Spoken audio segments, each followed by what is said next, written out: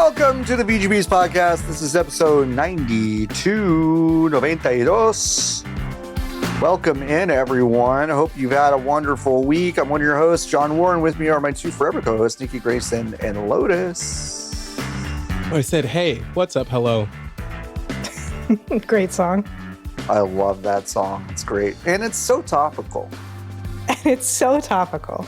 It's so topical. We've all been shot on the corner of 17th and 38th. We all been there.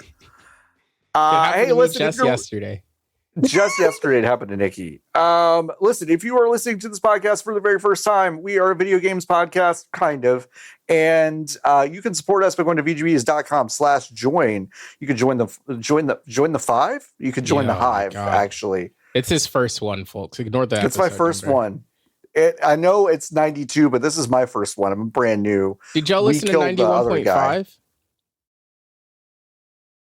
I've never listened to a voice message in my life. And I won't start It wasn't today. a voice message. It was episode 91.5 of the VGB's podcast. It's a cool voice note somewhere. It's not a voice note. It is an episode. What was it? It's a real episode? Who was on it? I wasn't on it. Me. It's you and Lotus were on the space station. There's an episode of the VGB's podcast. It's not a voice note, okay? But because it's not a voice note. There's a theme, put it right in a Discord. There's a theme song, intro and outro, so it can't be just a voice note. There's production there. Now, did I do the production using the volume slider in the podcast app on my computer? Yes. Every voicemail inbox thing is also a podcast. Yes. I am horrified. There is a 91.5 in the feed, and I don't know what it is yet. I'm just kidding. There's not. I'm going to have Jordan put it in there. That would be really good. You can go to vgbs.com/join. Join the Hive. If you join the Hive, you are supporting us. This is the only way to support us financially, the three of us and the four of us, because Jordan is doing production. Thank you so much, Jordan. Thanks, I don't Jordan. think we call Jordan out enough. Okay, we'll do it right now. Thanks, Jordan. Thanks, Jordan. Thanks for everything you do, Jordan. I think Jordan had a question this week too. Jordan did have a question this week. We'll get to that later in the show. If you join the Hive, you can ask us questions. At the end of the show, we answer those questions to the best of our ability. I had Taco Bell at 8:30 the other night, and I went to bed right afterward and had the worst night of my life. So you're just getting old and weak. Yeah. Like, genuinely. It wasn't even like an abnormal amount. It was just kind of a normal amount. And I was up at 2, stayed awake till 5:30, woke up at 6:30. Immediate illness. Yeah. Diarrhea. So can't do it anymore. That's sad. Two Cantina chicken tacos, one chips and cheese, a Baja Blast. That's it. It wasn't crazy. That was a lot. That's a lot. That's a lot? It's just one meal. The items are so small, though. That's small. Okay. Is it a lactose thing, do you think? Have you crossed the lactose threshold? I don't think so. I eat a lot of lactose, and I don't have that. Okay, so you're just washed. Really? I was going to say, like, maybe try a lactate, but you're just washed. I'm just washed. I took a zinc supplement on you told me about this yesterday. It's not on really funny. Empty stomach. You can't do that. And that was a mistake. Literally, it was like, I'm operating like I'm just gonna take this now, and then I'm literally about to eat in 5 minutes. And I did not have enough time between when I took the zinc supplement to when it was time for it to come out of my body. And then I thought I was going to be killed. The thing I texted John was, I have not been as nauseous as I was yesterday since the last time I got a spinal tap. So it was deeply unpleasant. But thanks to the pink goop, I'm alive. Pink goop is crazy, huh? It did work instantly. And I don't really, it's fucking crazy. Sometimes you take medicine and it's like, is it really working? Like, what? That shit worked instantly. I laid back. It just kind of squeezed. It's like coats the inside of your stuff, and it's just like, stop, please stop. Yeah, I was sat like I had been shot in my car, waiting for it to get down my gullet, and then it got down my gullet, and I was healed. And then I realized that the day was not over. It was only 9:15 in the morning. And you had a full day ahead of you, which you love, having a full day ahead of you. Every day. What happened to you, Lotus? Did you throw up at all this week? No, I didn't. I just haven't slept. Oh, yeah. Oh, okay. So none of us are well. None of us are well. Never have been. Well, that's not true. Seconds 1 through 45 probably were the best. Nah, my seconds 1 through 45 weren't good. In life? Yeah, no, never mind. I take it back. Also, to be fair, when you started with the word second, I thought you were going to say second trimester, and I was like, you know what? I probably was pretty happy at that point. Probably. I was probably chill. Yeah, Nikki, what do you think my first 45 seconds were like? No, my first 45 weren't great either, so. Yeah, my first 45 were spent with the doctor actually looking at me, holding me, going, now, we call this a floppy baby. That is actually what we call it. That's not a joke. That's not a real thing. This thing has no musculature.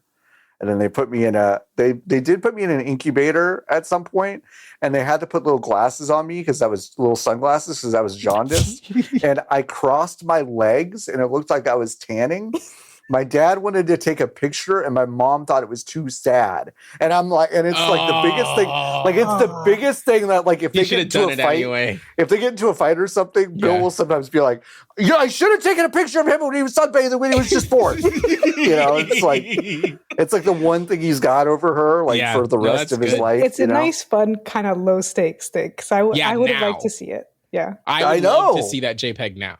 I know, me too. But I don't think it would have been cool until you were like 20. Oh, I think even after I kind of made 14. It past that, made it past like you're toast threshold, which was like 5 or 6 for me. Okay. That's good. Yeah. By the time I was 5 or 6, they were like, he's probably not toast. He's probably fine. He's probably okay. He's probably fine. And I still am toast, I think. I'm still toast, everyone. This is a games podcast, but we're also going to talk about the United States government this week because Nintendo, this dropped like it's hot right before we went to air. Never anything to talk about on Friday. Never anything to talk about. Let's give a big shout out to Nicole Carpenter, who fucking broke this story over at Aftermath as a freelancer. Listen, there is nothing wrong, and in fact, there's something exciting about doing freelance cool news stuff for a place like Aftermath. But also kind of crazy that she is not full-time employed somewhere doing this for someone. It's the first thing I said to you. I was like, can you believe this shit? Great job. Can you believe this shit? It's crazy. But she did a wonderful job getting that up. There was a court filing today where Nintendo is suing the United States government, named the following people. I love it when we name people. Scott Bessent, Christy Noam, she's having a great week. Jameson Greer, Rodney Scott, Howard Lutnick. All of these people named in the lawsuit against the Department of Treasury, Homeland Security, all those things over the tariffs that Nintendo is calling illegal and unconstitutional. And they want their money back with interest. But it's cool because the government is able to pay all that money back, right? Yeah, like and they would. And they will, yeah. Yeah, and they would. Even if they could, they would in an instant, you know? Yeah. They're like, oh, sorry. They would love to. Oops. Mm-hmm. So this is like you have to sue, but they're not going to get any money back, right? They're probably not going to get anything. But listen, 24 states have sued over the tariffs. 1,000 companies, UPS, have sued FedEx. over the tariffs. FedEx, Costco, UPS, they have all done it. You and me and all the people listening, we're never going to see any of this money. We didn't spend any money. Nope, right? No, Nikki, you're so right because that's not how tariffs work. They paid for it. Were you not paying any fucking attention when the man was talking? They paid for it. When I got some stickers from an artist in Malaysia and they cost $90, that's just because they paid for it. They're very high quality. Yes. I think I think basically nothing about Donald Trump is funny anymore, like legitimately. I think two things are funny about Donald Trump. When he called John McCain's funeral the longest ever, that's one of the funniest things anyone has ever said. Just bar none. It's just, sorry, you have to hand it to him. One of the funniest things anyone has ever said. Mm-hmm. And two, the fact that he literally does not know what a tariff is. He has no idea. That's the only two things I think are funny about him. And he still doesn't. Hold on. Yeah. Kamala is for they, them. I'm for you. Really good. That's also pretty good. That's also really good. It's a good line. It's pretty good. It's pretty good. The world's longest funeral, like on a piece of stationery. Really funny. Anyway. But he doesn't know what they are. It doesn't really matter.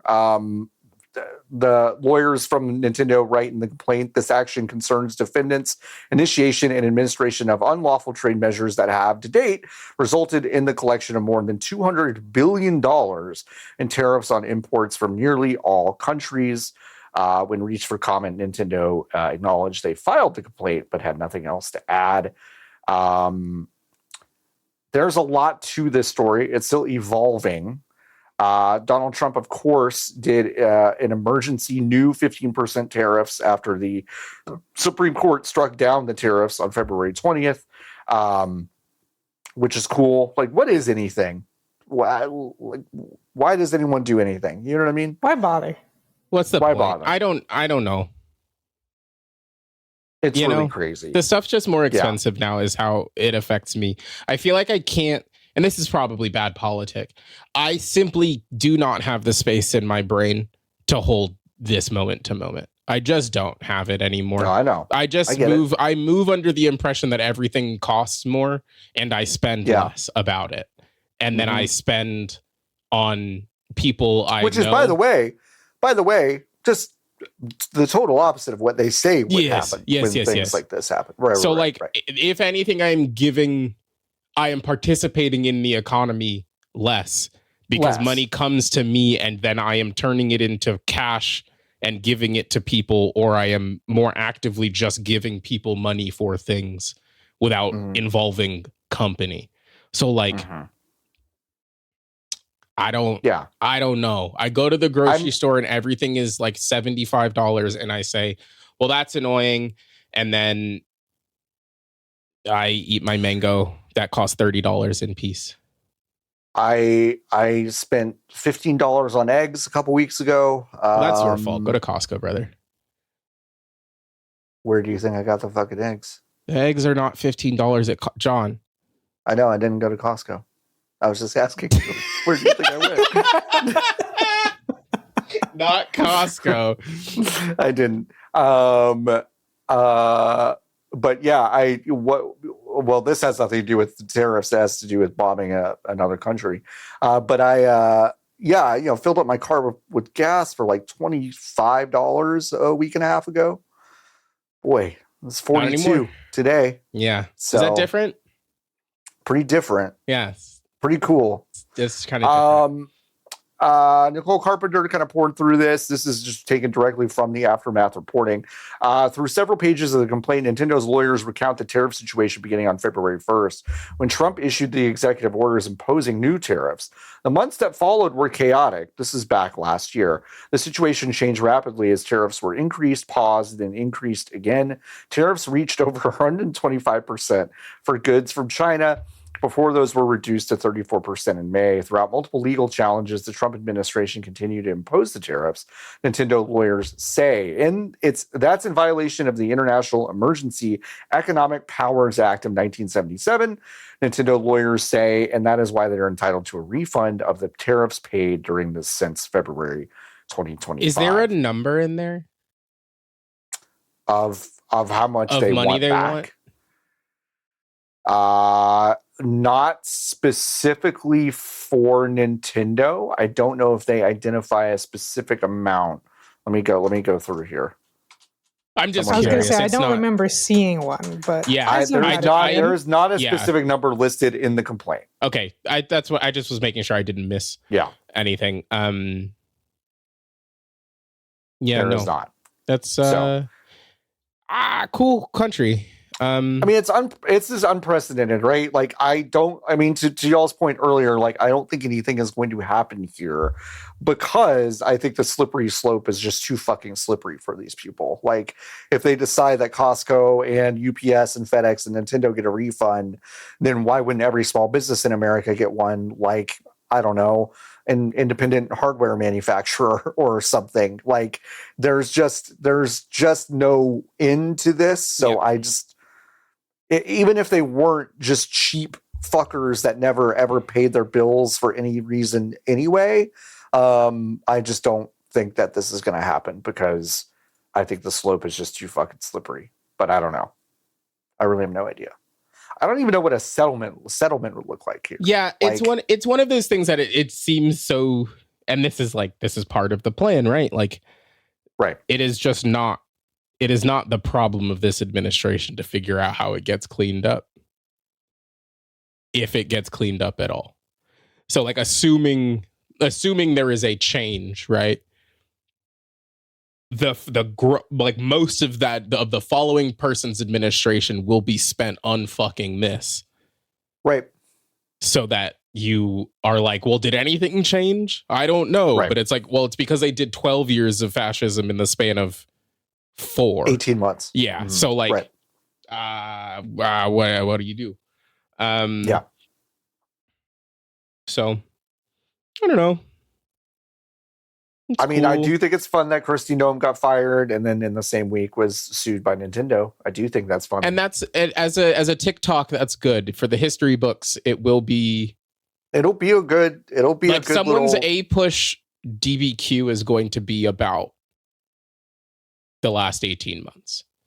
Someone on their AP test for AP US Gov or AP US History is going to write the words Nintendo Switch 2 because they have to. You know? Wait, I would also love to. Shush. Oh yeah. Did either of you take APs? Yeah, of course.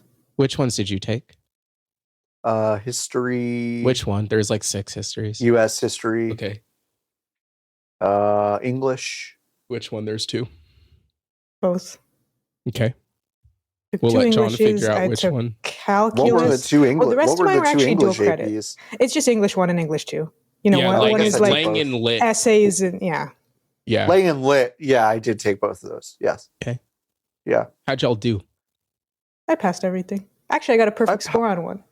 Hell yeah. I got on the writing for English AP, I got a 5. Wow. Which is great. Yeah, in fact, I remember so I shouldn't call him out. One of the smartest, sweetest people I know, local veterinarian. Go listen. I am not a fan of big VC owned things like this, but I have to tell you, every time I've been to one of those veterinary emergency groups, VEG, I've had a wonderful experience. They're really good. Their care is wonderful. They're open. And it's not just because my friend Matt is one of the owners of one of the places. He showed us great care when Raisinette was very sick. But he was so mad at me that I did better than him on the English AP writing part that he almost cried and threw a fit. Hell yeah, dude. Yeah. Hell yeah. That's good. Listen, he might have been a little competitive in high school. That's fine. And now look at you both. Yeah. Yeah, look at us now. Look at us now. You know? Yeah. I'm doing great. And you know? And so is he, I guess. You know? Yeah, I wonder what his day's been like, you know? For the listening only audience, if you couldn't tell, John was leaned all the way back in his chair staring at the ceiling. Staring at the sky. It's contemplating. Yeah. Well, thanks, Nikki, for hitting me with another what happened to you just a few months removed from the last one. Appreciate that.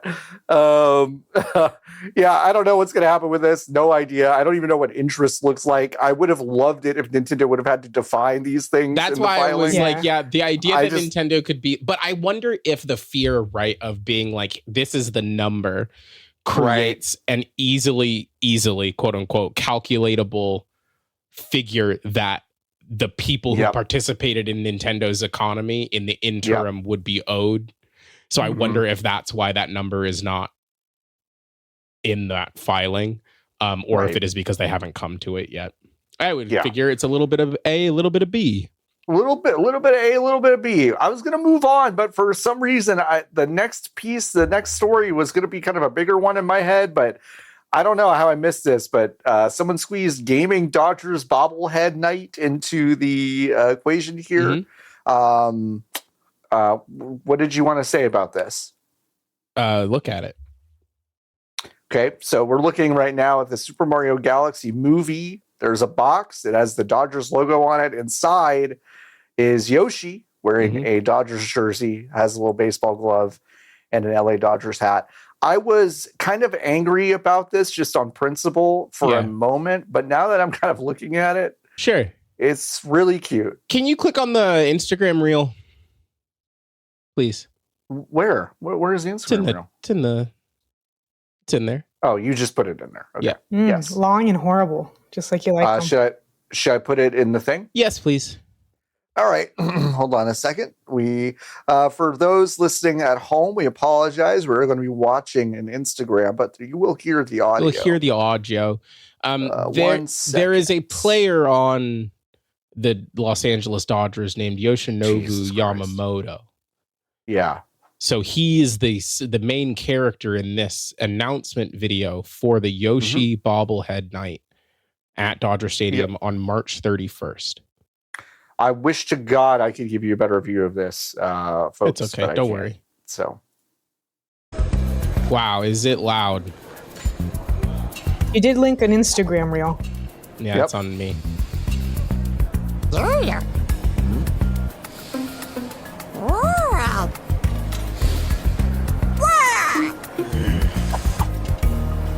Please be quiet.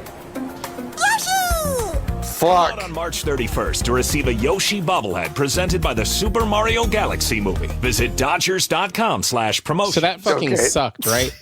It did. That fucking sucked when it talked. It did. It did. It sucked. It was really tough. So Yoshinobu does like a headstand against a wall. And Yoshi keeps kind of off screen making little cute Yoshi noises. Although they're not Yoshi noises. That's true. That's social media admin Yoshi noises. Yeah. And then when it cuts to Yoshi, I would love to know how they made that mouth move.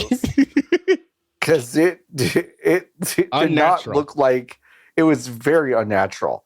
When was this? When is the bobblehead today? Night? Bobblehead night is on the 31st. March 31st. Yes. Okay.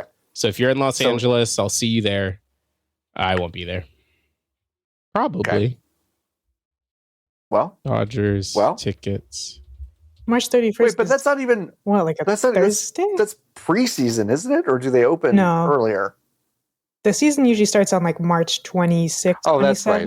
That's right. It's against the Guardians. Nowadays. Okay. Hold on. Let's see. We're gonna click. We're gonna see check how much the ticket prices. Costs. Well, the floor on Dodgers.com is 116. So I'm gonna close that tab. Jesus. God.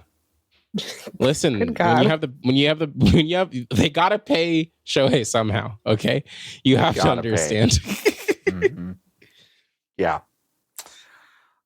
Moving on, the entire saga of Paramount versus Netflix and Warner Brothers over the purchase of the latter.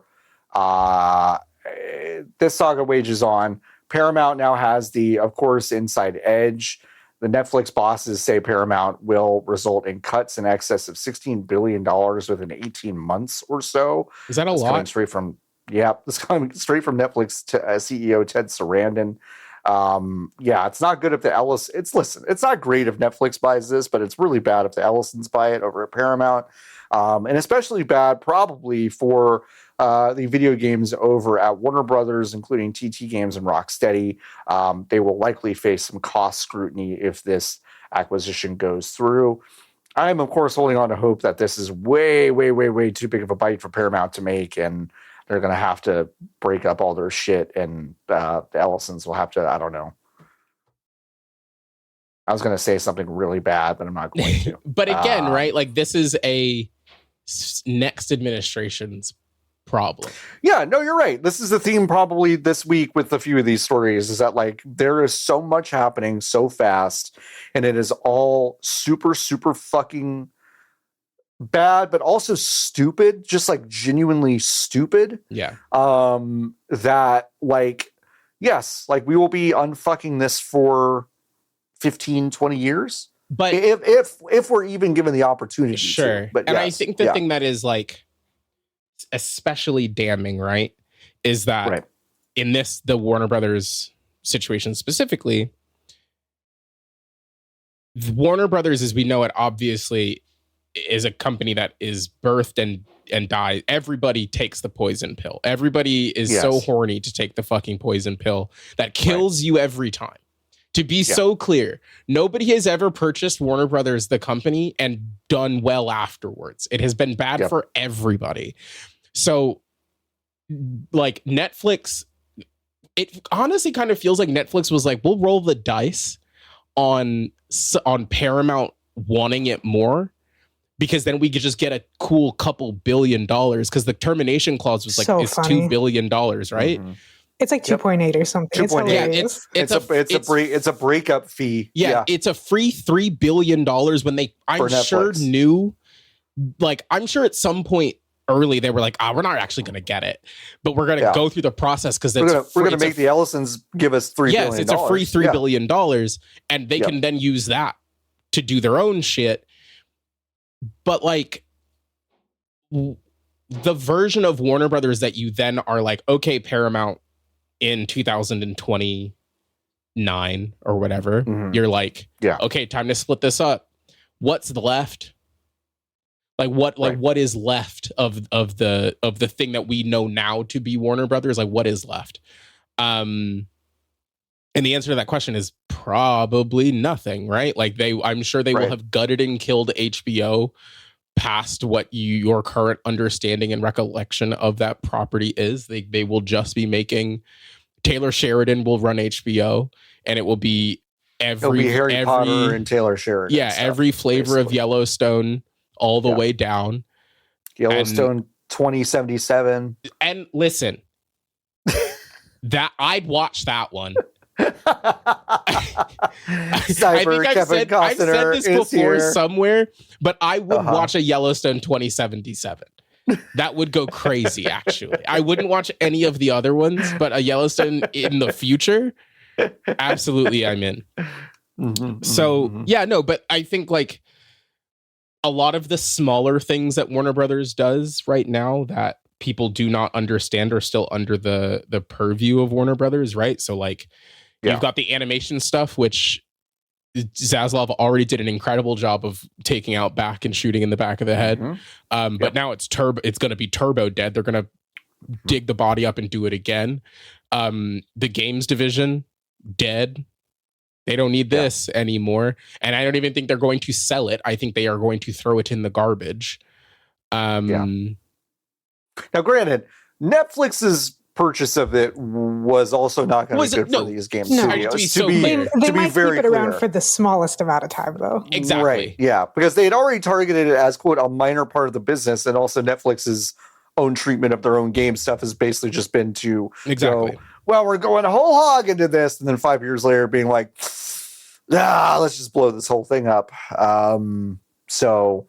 But still, yes, I don't know what is left of Warner Brothers after this happens. I think it's Harry Potter. I think it's Game of Thrones. I think it's Taylor Sheridan stuff. I don't know what the contract looks like. I find it hard to believe that James Gunn would continue to helm the DC stuff if the Paramount thing goes through and a lot of consolidation begins to happen. I don't know. I feel like there's no value judgment for or against, because like I don't know, but it's like I also am like this doesn't seem like the thing that he wanted to do.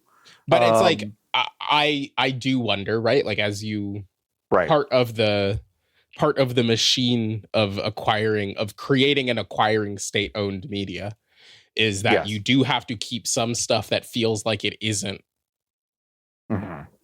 orchestrated and designated by the state. I think he probably gets 1 or 2 more movies out the door before someone starts asking him questions that he is like, you gotta fuck off or I'm gone. Yeah. I think that is more likely than anything else. But again, the way that these production timelines work, he can only work on one at a time. Yeah. Right? Like by the time there is a world where the administration that is in charge of things by the time Superman 2 comes out is a different administration. Like so many things could be different. So a bummer all around. I have folks who are under the Paramount umbrella right now in my life and in the Warner Brothers umbrella in my life who are like, I don't fucking know. Yeah. Like I simply do not know if I will have a job, and I don't know when I will not have a job. Like there's no way to do the math in either direction. Yeah. So if you can believe it, morale's super high, kind of at both places. Everyone's just like super psyched. Yeah, super psyched. Yeah.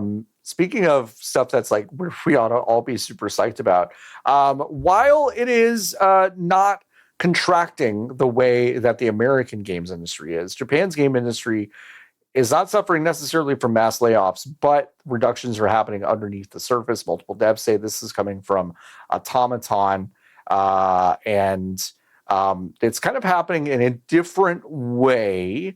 Hiring is way down, and also a really interesting note is only about 2% of aspiring game dev applicants actually ever manage to get hired, which is a really small number. So it is contracting in kind of a different way than what we are seeing here. It is interesting too, because there aren't necessarily, their labor laws there protect against a lot of the things that we are seeing here in the US. But there are kind of hidden firing practices, like banishment rooms, which is really grim, buyouts, volunteer resignation programs. Wait, can you tell me more about the banishment room?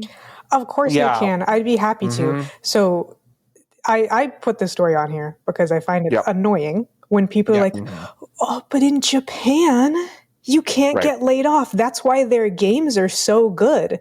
Bandai Namco has fired over 300 people in the last 365 days. And it never came up because it technically was never a layoff. Voluntary resignation programs, we know what those are. Buyouts, we know what those are. I always forget the Japanese term because I don't speak Japanese good. But in Japan, there's a practice called banishment rooms, which is basically when I'm the company and I say, if I was in the United States, I'd lay off about 200 people right now, but I can't. Yep. And I don't really have the money, or I just don't want to do the buyout thing. So instead, all of you guys have some awesome new offices, and they're empty rooms with no windows, white walls, no computers, no phones, and nothing to do. And you're just going to go in there for the rest of your job forever. And we're just going to wait until you crack from being put into solitary confinement. That's so fucking cool. Isn't that so great? That's awesome. Japan is so cool. What a cool country. So yeah, this article frames it a bit like it's a recent thing, because a lot of what Automaton does is report and just kind of translate, like, here's some stuff that some Japanese devs are talking about. But this is like a long ongoing thing that is just like not super well known in the US, I think. Well, I didn't know, and I've been alive for maybe even 25 years. Exactly. So it's like, how bad is the Japanese games industry right now? We actually don't know, because all of these things make it look like, some people have left their jobs and nobody's getting hired, and some people voluntarily leave their jobs, and that seems fine. But capitalism is bad. And just because Japan is cool does not mean it is not a hyper-capitalist end-stage country. Absolutely. And the mobile game industry is the one that's seeing the most of these voluntary retirement periods and instances. So, interesting. I appreciate you putting this on our radar today, because I think that is an often cited and misunderstood thing of, because these labor laws are in place, it's like, it does protect against those things. It doesn't protect against this other bad behavior that also plenty of American companies also kind of do, but it's just happening there too. yeah, I remember visiting Shenzhen and seeing some of the specific weird ways that Chinese companies would also treat their employees that they didn't quite like either, which is really interesting. It's a fascinating world. People are so banishment unique. rooms and setting up cots in corners and just setting up little voluntary torture areas for people. Sick. It's terrible. Speaking of China, Unity is moving to cut off Greater China region. That includes Hong Kong, Macau, and China from the Unity Asset Store. These assets will be delisted on March 30th. Yeah, is that good? Is that good? Like, what are we fucking doing? Is that good for everyone involved? Chad, is that good? I'm just trying to figure out real quick where the free shit that I've used to make my video game come from. Does anybody know? Could be anywhere. It could be anywhere. At least one of them's from China, though. Would you like to look through your entire asset library manually? Yeah, that would be an awesome use of my time, I think. Yeah, it'd be great. Orgs based in those places will no longer be able to access the global Unity Asset Store or access their free and purchased. They have to download it now and then save all of them. They just gotta save all of it. Asset libraries are famously pretty small, so they really could just buy a hard drive, which is famously not expensive right now, and just put them all on there. But the other thing that I remember, if I'm remembering correctly, is that there's no way to tell the internet that you're not in a place. Is that correct? I don't know if that would really. I don't know how that would work. I bet there are. I'm dumb. I'm dumb too. I'm dumb too. I don't think you could just pop on a VPN and be like, I'm in LA. I'm good. Are you I don't know. Because they've got to put, especially if the they have to put metadata. China is concerned, I feel like there's maybe some other stuff going on. I think there's got to be some period where then the moment the switch is over, it's not on, you have a momentary lapse or whatever, some sort of interruption in that, like the metadata might get flagged as like, hey, this is why does this guy in an IP address Seattle over there have 300 ping? Yeah, I don't know. I don't know. It's a good question. I'm not sure. This is stupid. I'm not sure. It is really dumb. Is dumb as fuck. Would you believe it? And this is Chris Kerr over a game developer. Would you believe it that reaction from users on the Unity forum appears largely negative? What? I can't. So they don't like it? No, they're not fans. No. I'm just trying to figure out, like, if my whole thing is I maintain a marketplace where I make my money when people make stuff and then they sell it on my store. Yeah. I ostensibly have to make more money the less people who can sell stuff on the store, right? Mm-hmm. That's how it works. The fewer people who can sell things, the more money I make. So. Mm-hmm. Who's to say? Stupid. Do you like The Sims? Do you like user-generated content? Well, you might have a new fun side hustle. I have to Here you go. Creators are going to receive 30% share of revenue from sales of content sold in-game that they are making. Is that a lot? Program. Well, I mean, Roblox keeps between 50 and 70% of revenue earned. Makers will earn money through a virtual currency called Moolah, receiving a 30% share of revenue, meaning that when every 100 Moolah spent, creators earn 30 cents. Shut up. The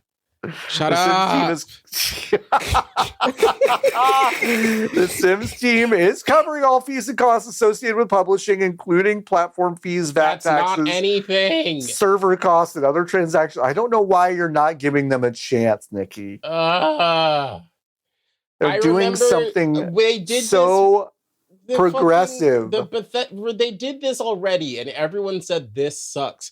But this time they think it's going to be fine because it's girls and gays. And the logic is the logic is that, like, they don't know, they're stupid. Yeah.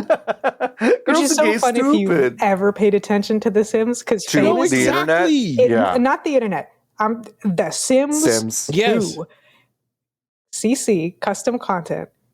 The girls, the gays, if you try to make your little Patreon and sell your custom content, it will all be pirated into a publicly available torrent within the day. Yes. Because that community is just unilaterally, ideologically opposed to the idea of paying for custom content. It is not part of the culture of custom content, especially for all the stuff that is meant to shore up shortcomings, the many shortcomings of The Sims, or just add extra fun stuff, like, you know, when you couldn't make black people in the game or be gay. And it's like, don't fucking make us pay for this. So the idea that this would work is crazy to me. Yeah, no, EA does not understand that, like, The Sims 4 is basically shareware. Mm-hmm. Like, it's open source shareware. And, like, I don't think they get that. So, best of luck to them. I think they get that. I think they're trying to wrangle dollars on top of it, but then people just aren't going to buy to like claim it. I think it's something. Just like all it takes is one YouTuber or one TikToker to be like, here's how you install mods on your thin and light laptop. Yeah. That it's good. Your machine will turn on, but it will take 15 minutes to boot The Sims 4, but it will run eventually. Yeah, stupid. Is there I'm just gonna try to how long when do you think we're gonna get one news segment of this program where I don't get mad at all of the stories? Like how long? How much longer? Never. At all of them? Never. Do you want me to start manipulating the document? Yeah. Do you want us to start being like? Are you like? Yeah. You remember when Jim from The Office had a good news thing during COVID? Do you want us to be like that? Honestly, hey, welcome to Good News Gaming. Yes. Yeah. Okay. I just think that if we could put like for April Fool's Day, we should do a positive only episode. Yeah. Oops. Here, let's go. We've never been haters before. No. We're turning a new leaf today, April 1st. Yes. Please. Yep. Wait, what episode is this? 93? 92? 92. 8 weeks from now is... Can episode... Listen, 100? Okay, we will have done 100 hater episodes. You want 101? And I just think 101, we flip the switch... And it's only good news. We talk about these cool logos. I hope we all say yes, and it's the worst news week. It's the worst news week. It's like Shigeru Miyamoto fucking dies, and I don't know, Zaslav and Larry Ellison buy the rest of media together somehow.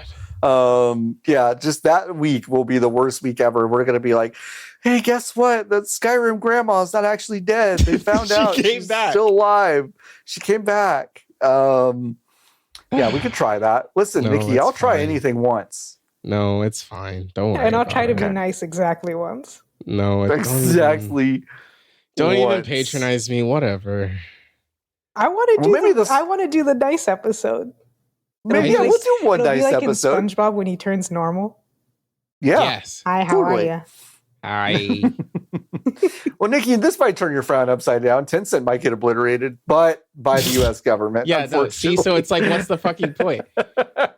I said on Blue Sky, like, this is such a situation of like, I can make fun of my mom and my dad all I want because like I'm their kid and I can clown on them. But if you make fun of them, no, that's no, you can't do that. This is we're gonna give you one marshmallow, but we're taking 2 marshmallows away. That's not. That's not cool. The Trump administration is debating allowing Tencent to keep its gaming assets, brother. This is something that they have really been toying with since Trump's first administration. I mean, I remember when during COVID, he had toyed with this idea. Riot actually had a momentary, legitimate freak out about their future because they were sniffing around kind of making Tencent divest and all this stuff. Now they are sniffing around this once more. Of course, the Committee on Foreign Investment in the U.S. has been reviewing Tencent's investments since at least the first Trump administration, like we said, when they acquired Supercell who makes, of course, Clash of Clans. Cepheus, which is what we'll call that, was split on whether they wanted to force them to divest or simply introduce data protections. No decision was ever made back then. Oh. It's a really hard choice. Should we let those evil Chinese steal the data just like everybody else does? Just or like could we are? just give data protections to everyone? On the week where Meta's fucking Meta glasses or whatever have been basically confirmed to be sending live feeds to different data centers in Africa of anything all the time, whether you want to or not. We're deeply concerned about the Chinese having our data. That's what we're concerned about. The Chinese government is going to know what you buy on Amazon. Pervert. Pervert. They're going to know that I'm buying Apple. They're going to know I'm buying a 2-pack of Mizon snail repair cream. Yeah. And it's going to be over for me. They're going to kill you. They're going to kill me. They're going to poison my snail repair cream. They're going to poison your cream. I don't understand. I think there's this is a broader conversation that we do not need to have. But there is something about American exceptionalism that I feel like people don't talk enough about, which is that it has implied that every single thing that any person does is important or meaningful.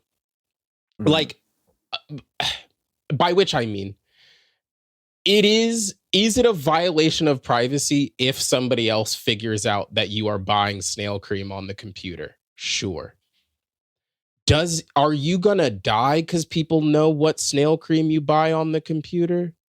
Probably no. Not. No, but if the CCP gets it, then who knows what'll happen next? Exactly. And I think if we got to the point where everyone was like, and it's so funny because we are already at the point, right, where that information is as accessible as it could be to literally anybody in this country. We know and have always known, but now officially, legally, technically know that the phone listens to you and every single word that is said within a 10-foot radius 24/7.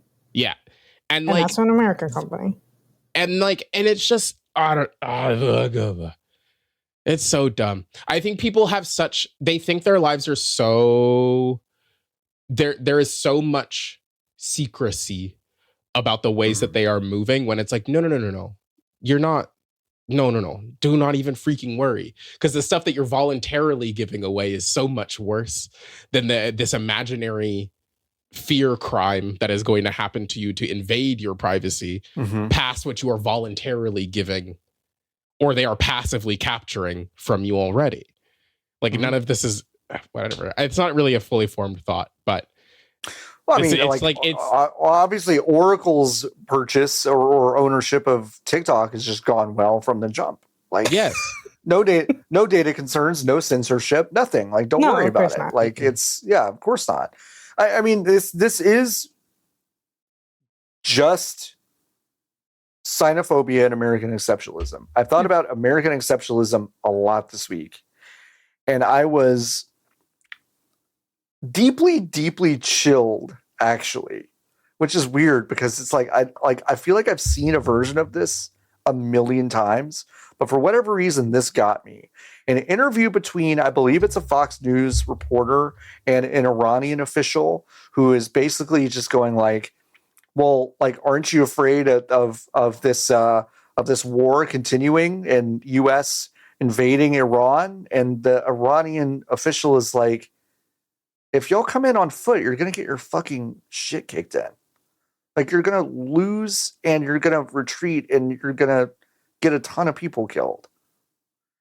And the reporter was so confused and flabbergasted because Americans have no fucking sense of history. They have no fucking sense of the world. They have no curiosity about anything outside themselves. I'm speaking to the royal shitty America, not you, dear listener. I know you're curious about the world, or at least I hope you are. But whatever about that conversation, but it got me. And it's just we are fundamentally stupid. I mean, I think it is cruel and silly, but it is also just stupid. And I think it is, I think this is like connected, right? I mean, like it's all connected to, well, we have to control all of this stuff because we're the best at doing it. We have no ulterior motives, of course. Like of course we're not going to install our own kind of surveillance. Like, of course, like, I don't know. Yeah, I mean, it's just taking advantage of and fear-mongering based off of people's extremely viable concerns about data security. And totally. Then the flip side of the American exceptionalism, because I don't think American exceptionalism on a per citizen basis is like an interesting idea. Right. But the idea of it for the company and the government side, I do find interesting, which is like, we have excluded ourselves from any conversation that could ever concern you. Right. And now we own TikTok and it's going great. And it's going great. No one's complained about it yet. And no problems have been seen with it yet. What? What is TikTok? What is it? What do you mean? It's like What Instagram.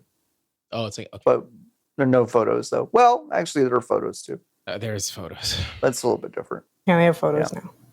They have photos now. There's photos now. They are shoppable. I will say the instances of ads and sponsored content, that has increased in frequency by quite a lot, I'll say. Like every 3 videos now. Crazy. Mm-hmm. And now it's like, yeah, you have the little sponsored tag at the bottom. And it's like, oh, that's like a real ad. But then every other one is also like, this is a real one, but also to buy this tank top. There's even one, and I almost reported it. Because I'm like, that's a great question. It doesn't matter, right? To who? He was selling tank tops, and he's going through the colors, and he just starts by going, semen. You know? That's so funny. Isn't that cool? Isn't that great? What's the next So, Nick, story? you're really looking forward to episode 101, huh?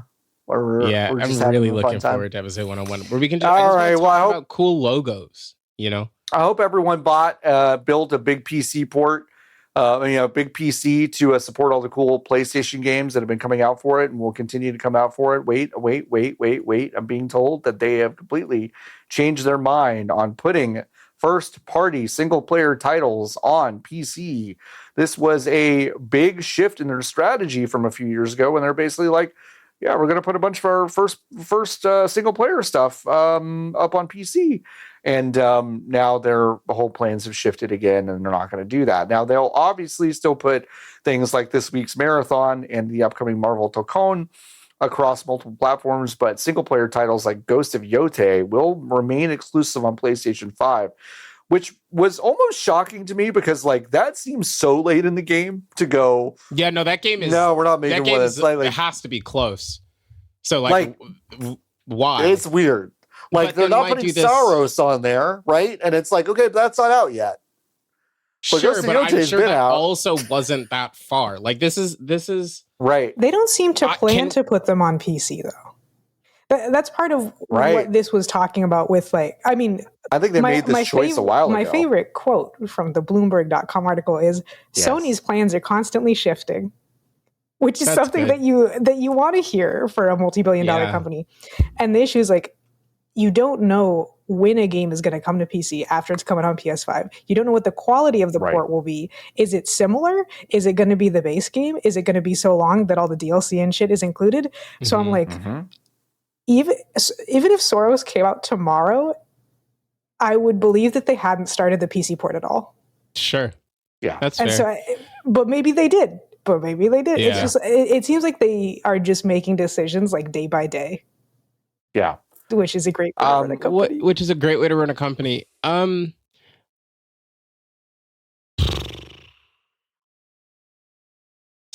Some money is better than no money, folks. Some money We say it every week. is better than no money. I'm actually I think I'm on the other side of this. You think no money is better than some money? No, not that part. No, Well, not that's that why part. he doesn't know. Not this. Oh, that makes a lot of sense, Lotus. That's so He true. does know. However, if you've been to business school, yeah, I just take all that shit. He left. He's gone. He's sad. He's sad because we talked about mini-core too much.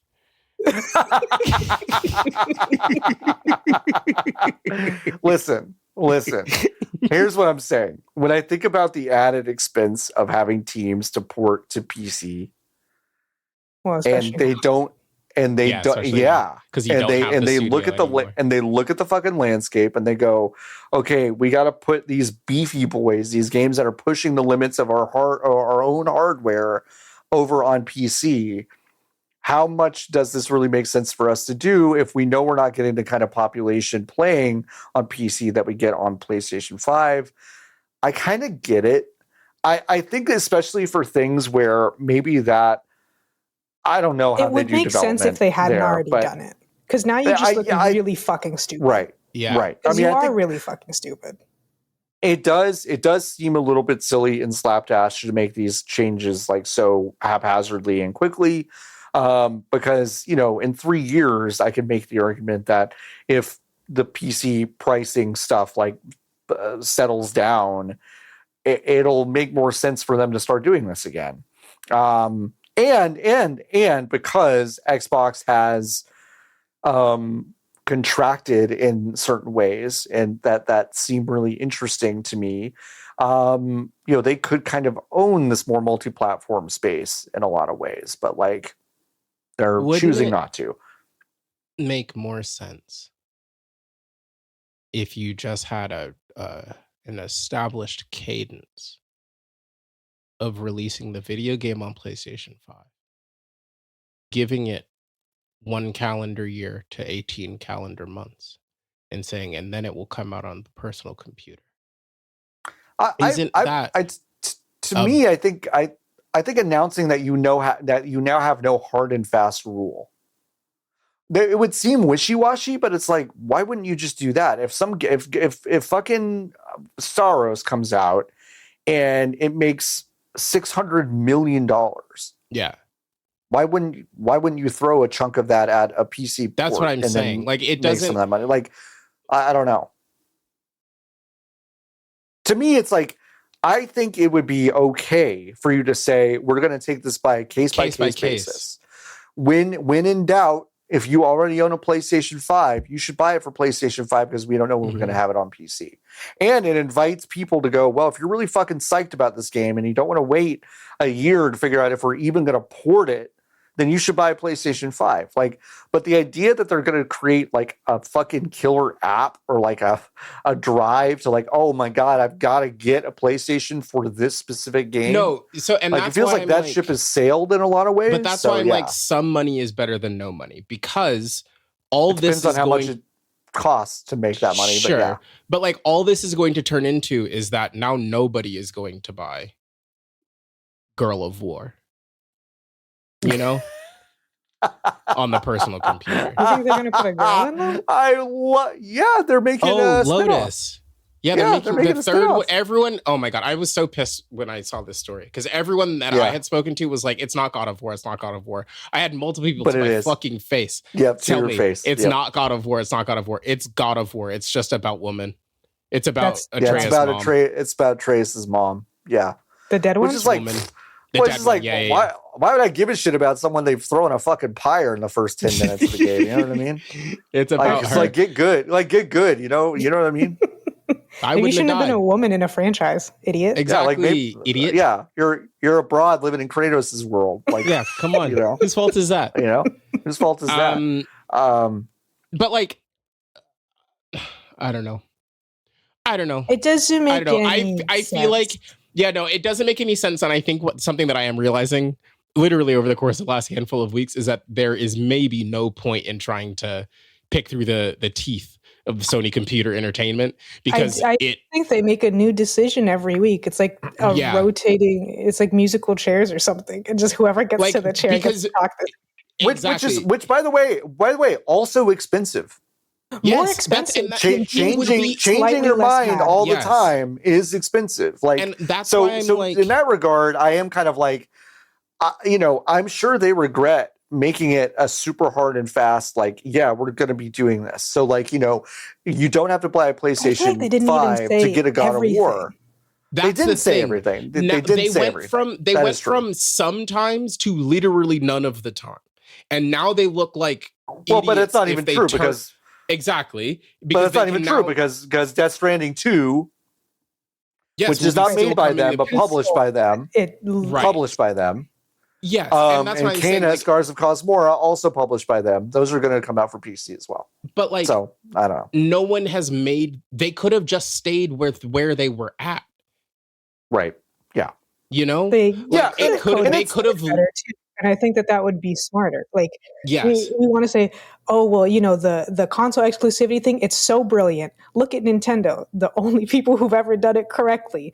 And it's like, a PlayStation is not a Nintendo machine, but it's also not a computer. It does live as its own thing, but I don't know why you wouldn't at least maybe try to think of what Nintendo has done.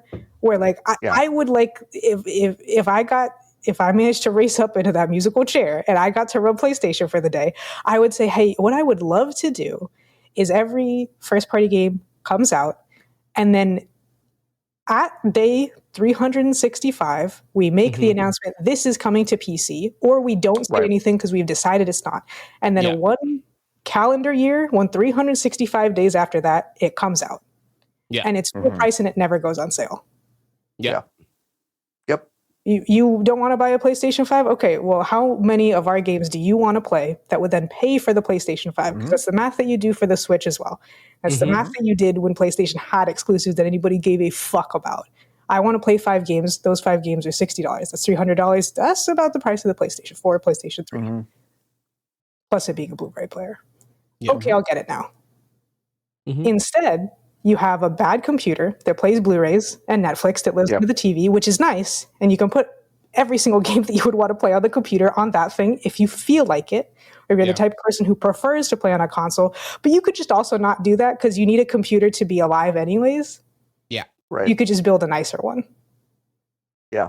In theory, not currently, but in theory. Not currently, but in theory. I do the other part of this, right? Shit is connected, like, right? Because the other part of this, right, is that, like, okay, say Sony does have to increase the price of the PS5 by another $50 in order to cover RAM, right? Can they afford to do this shit? I don't know. Well, that, and also, like, being like, okay, well, all of the things that you want to play are on the PlayStation and you don't need to worry about building a PC because the games are only going to be here is a completely valid way to move. But it is just like the game is already made. The easiest part about making a video game is porting a video game. Right. At this point in time. So, like, to come out and be like, we're never doing it again, as opposed when you were already currently in a situation where we sometimes do it, it seems goofy because now people are just annoyed with you. But it also just seems like, I think Lotus's musical chairs analogy is so great because literally the person in it next week could be like, we're going to spend another $15 million on Marathon. Like, we're going to we're leaning all the way in on Marathon now. In 11 months, if mysteriously that is the exact moment that the AI bubble bursts and all prices return to normal or lower, is the new guy in the chair going to be like, actually, having stuff on PC would be really nice now that this is more financially viable and we would have a larger install base, even though the install base was already pretty large. Selling well by Sony standards is just fucking horse shit. Yeah. But also wouldn't, and this is just it's stupid people run businesses.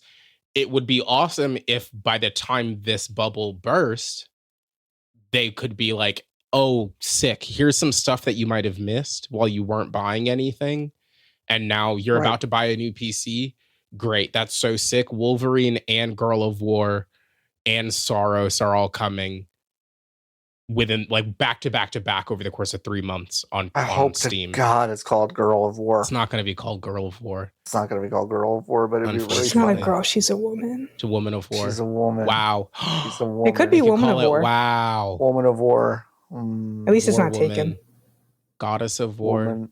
It's going to be Goddess of War. It's got to be Goddess of War. Huh? But is she a goddess? I think it'll just be a stupid name. Like God of War, the Tales of Matrimony. Yeah, great. Awesome. Book it. Ship it. Ship it. Or they're gonna pick a regular word and then it's gonna be a God of War story.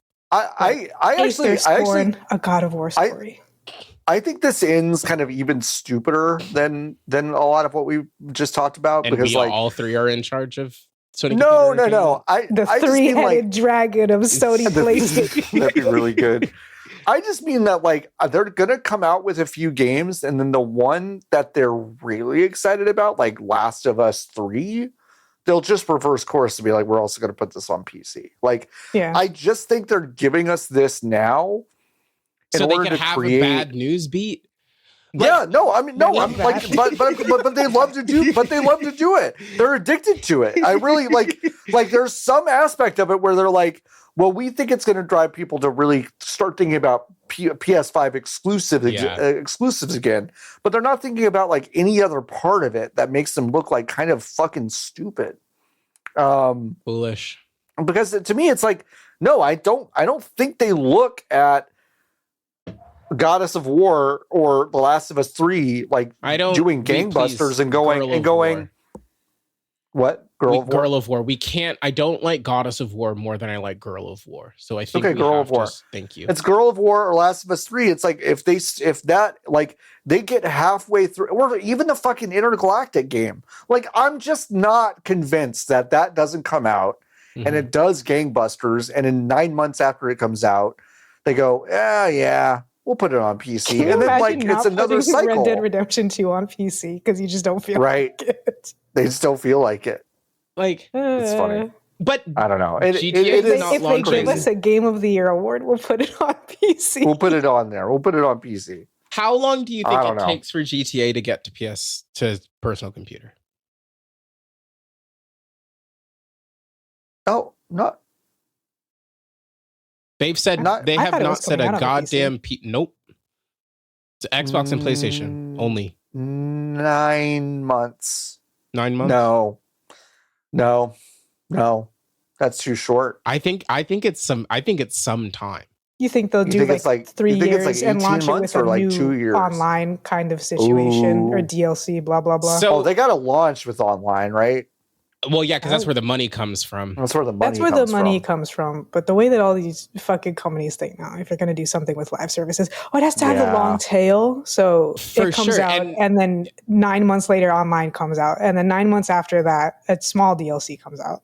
And when they did 5, I can't believe I brought GTA 6 up. When they released 5. You're going to be in there day one in line. I will be in line day one. No, Nikki, I thought about this last week. I'm going to be playing it the day it comes out. I can't wait to eat that trash. You have our permission to kill us both. So you'll be sitting side by side, and I'll be behind you like a proctor. And I have a cow gun. You just have it. If at any point in time this machine detects that your endorphin levels have dropped below nominal amounts, look at the trick I just. No, if it drops too low. No, too low. This map sucks. You're gone. Dead. It's over. Dead. You have to be having a good time.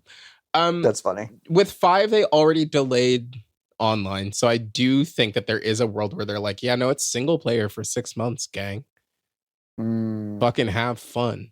Meet me in April or June.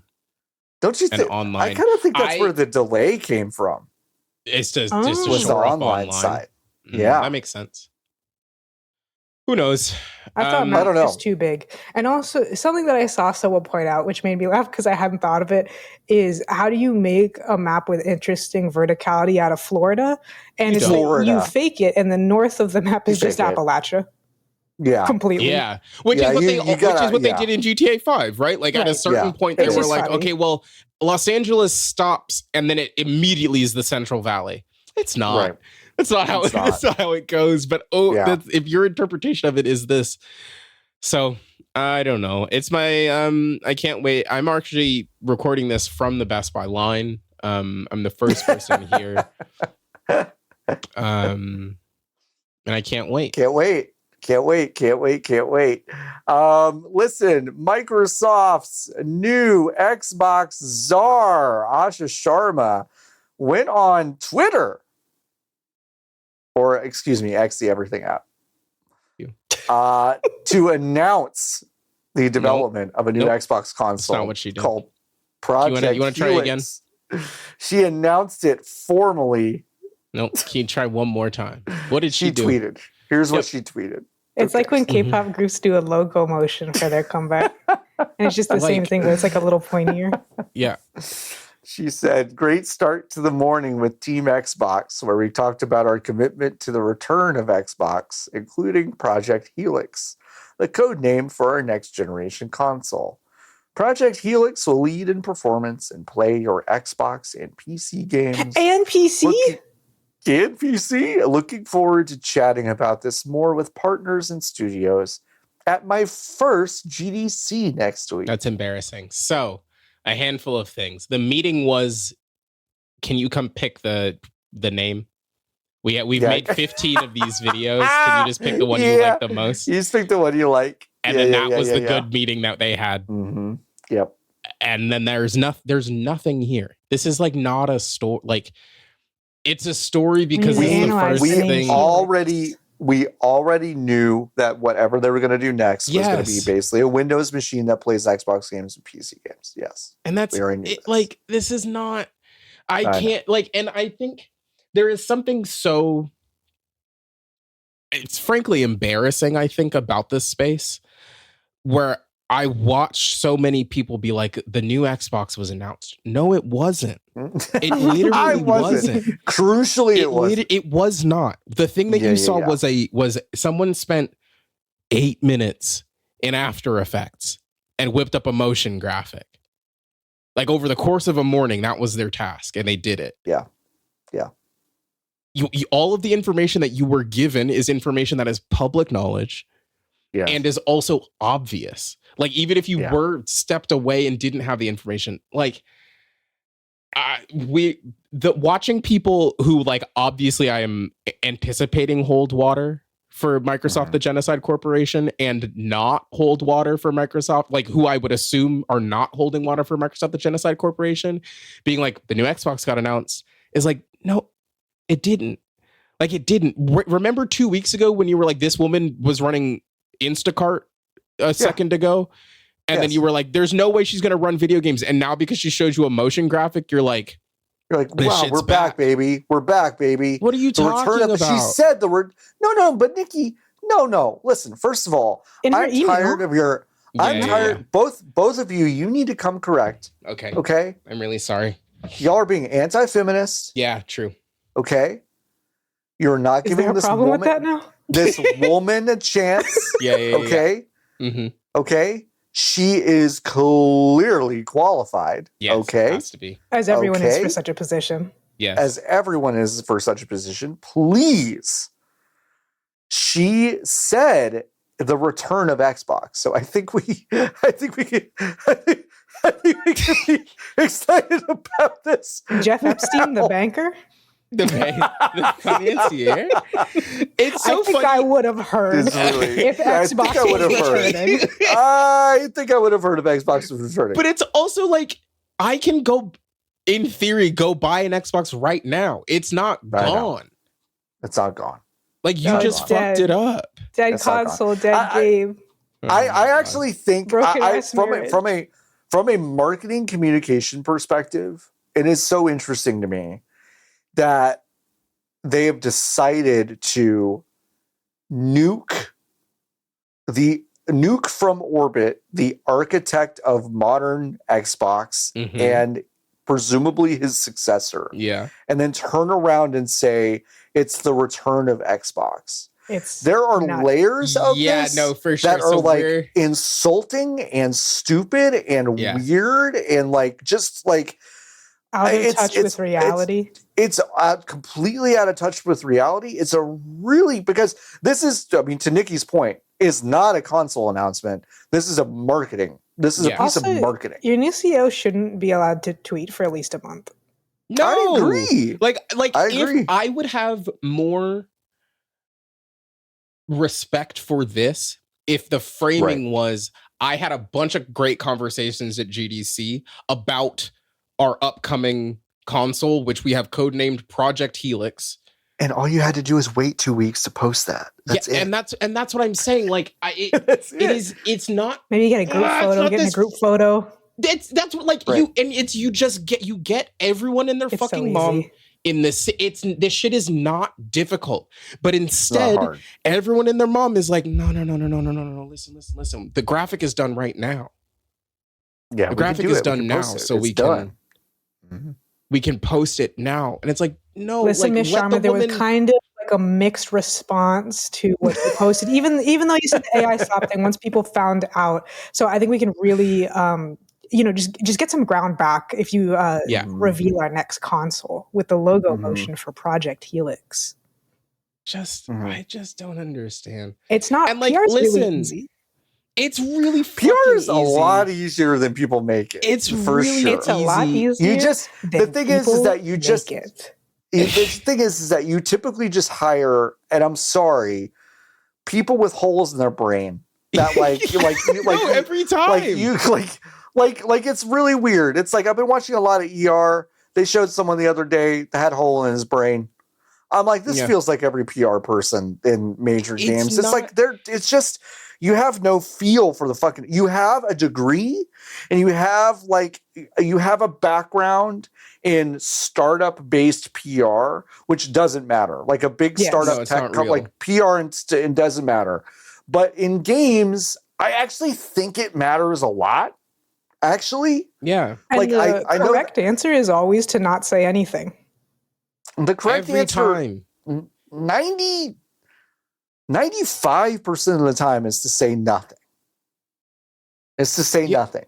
Let the work speak for itself. Have your PR person decide, do you have a nice personality? And if the answer is no, you never get to talk. You never get to talk. And it's actually so fine that you don't get to talk, because the alternative, you're working.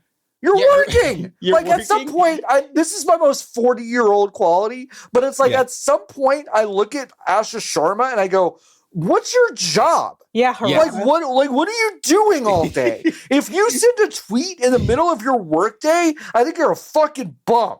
Like, that's basically what I think.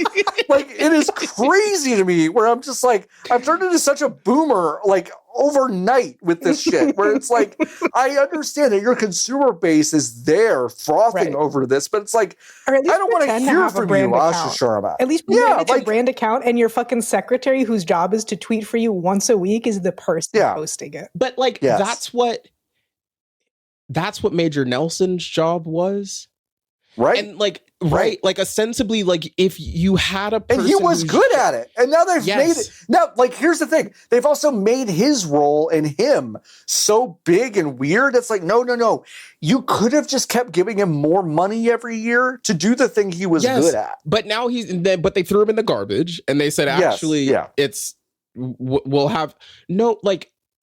From a person protection standpoint, what they have done is they have said, yes, you brown woman with a funny last name and a funny first name, you're actually going to be in charge of video game brand now.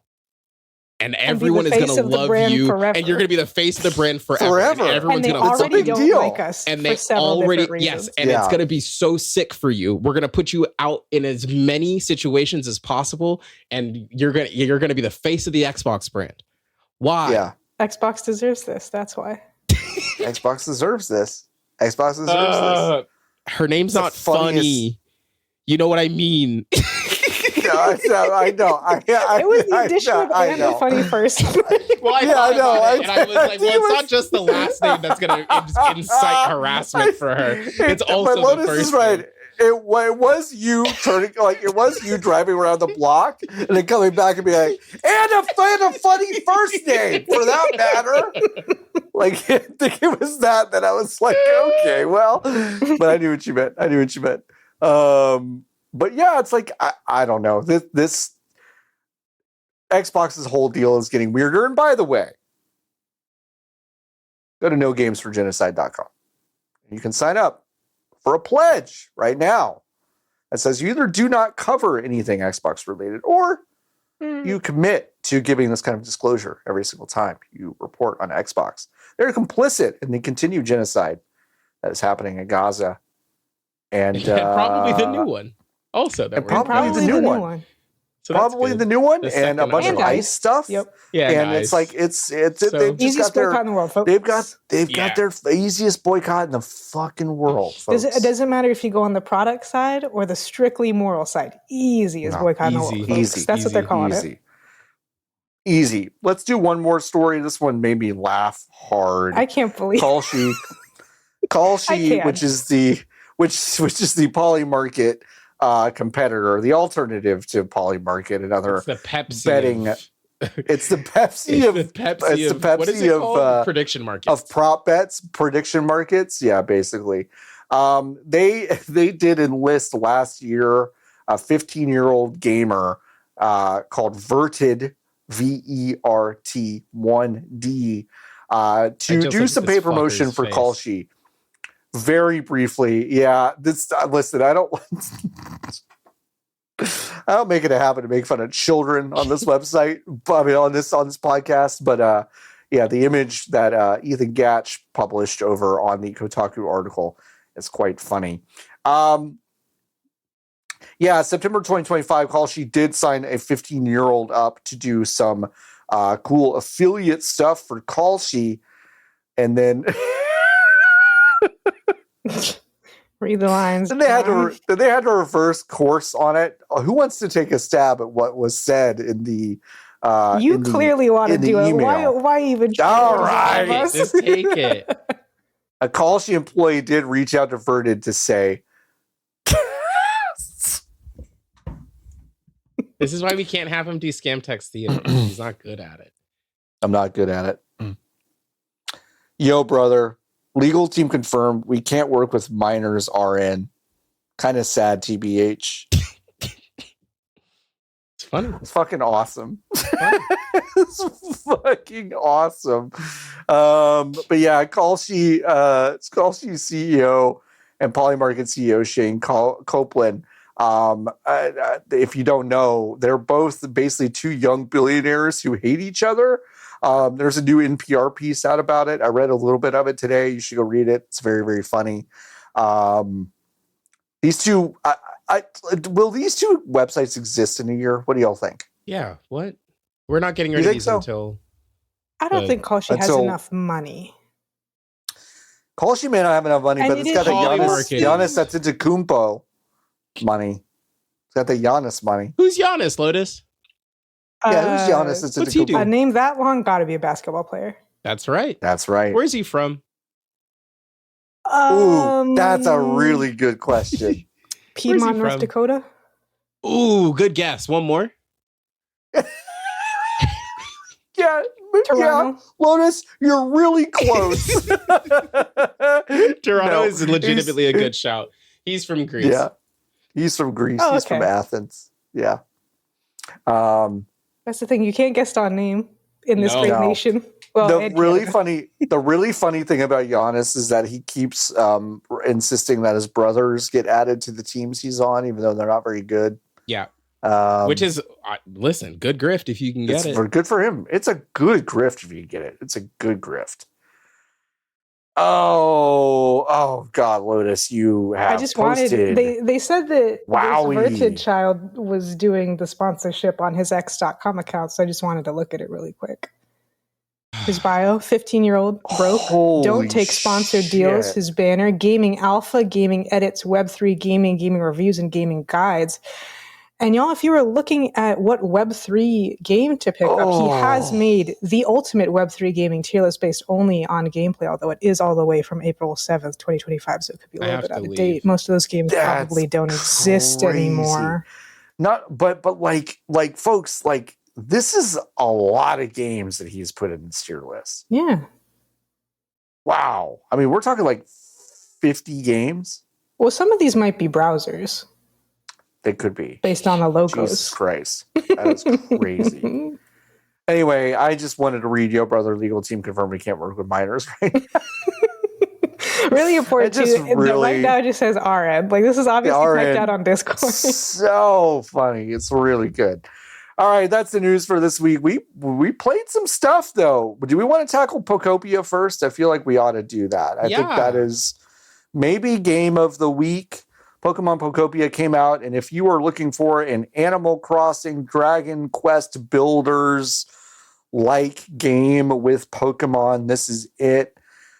Nikki, I want to hear from you, but I have to tell you, I have almost openly wept twice playing this game, which is really weird because I'm not a Pokemon person, but I am deeply charmed by this game. So I want to know what you think. This video game is a testament to the heart of the intellectual property that I think is currently lost by the people who are actually most frequently. I agree with you completely. Yes. Which again, right? Like I just went to that Pokemon Go event a couple of weeks ago, which I don't think I actually like talked about as much as I should have. But as dystopic as that was, mostly because it was thousands of people walking around looking down at phone while outside in public. Go is tough. And Pokemon Go is maybe one of the worst video games I've ever played. And I say that a lot, I understand, but I actually mean it when I say I think Pokemon Go is maybe one of the worst video games I've ever played.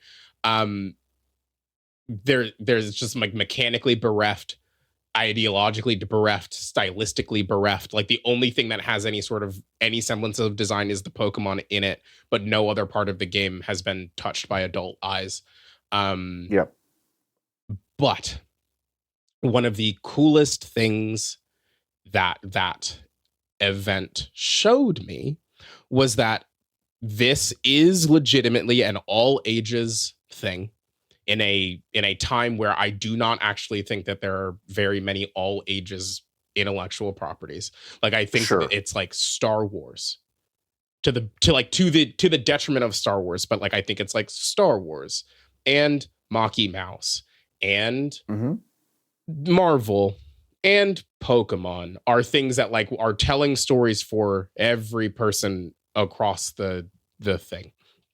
And I do think Pokemon is doing it better than the other IP that I mentioned, but there is something there. There were parents with their kids. Their parents were excited that their kids were there. Their kids were excited that their parents were there. They were all catching Pokemon together. There were people like shouting across the Rose Bowl when a shiny would come up, like cute. Bringing into the physical this thing that has previously only existed digital is the only good thing about Pokemon Go. It's a shame that the game is what it is. The thing that I think works the best about Pokopia is that it is so far removed from the trappings of it being a Pokemon game. It is a video game that happens to have Pokemon in it. So it does play the hits, right? Like every song you hear has like a Pokemon Center theme leitmotif. It's got the evolution song leitmotif. Like it's got the like Route 1 song like kind of kicking in the beginning during the tutorialization. Like it is formatted like a Pokemon game where you meet this Pokemon professor, except it's a Tangrowth. Like all of the beats, right, of what you would expect a Pokemon game are there, except because there are no people, it is just a game about building community as a member with of Pokemon. Community. Yeah. Yes. Which like, okay, is a story that I think has been told many times. And I think there's something about Animal Crossing that never quite enmeshes you here. because you are at the end of the day a human in a town full of lizards. Full of like animals. you are the person, and who's you're not supposed to literally be the there. mayor and can terraform. Yes, exactly. Right. Yes, exactly. God is giving you dominion over the animals in a way Exactly. you've never had before. Yes. Right. And that is it is so not the situation here. You are basically as Ditto, who is looking for their human trainer for sure. Which yeah, no, I'm sure fucked you right up when you figured was out what tough. Yeah, no, absolutely. Like right away was tough for me. I was like, hey, I knew what this game was. Yeah. But I was just like, I thought it was just kind of funny that he was a Ditto. It's a leftover. I was like, whoa. It's tough. It's a weird game. The Leftovers. Yeah. Whatever that show on HBO The Leftovers. Yes. It's one of those stories, right? So except you have the agency, right, to begin rebuilding, literally rebuilding these communities and bringing life back to an otherwise barren landscape. Yeah. And yes, you do have the ability to terraform and like change the world around you like in God. The vibe is really different, though. But the vibe is like, I've put enough grass down that Charmander feels comfortable enough to come back to live here. Right. Which is different than animal. It is Viva Pinata. Which it's a lot like this. Which is decidedly different from Animal Crossing, where you walk into your office where you have your lapdog and say, I need to move this bitch's house because it's too close to the river. I'm going to create kind of a poverty situation because this guy's ugly and maybe he'll leave eventually. Yeah.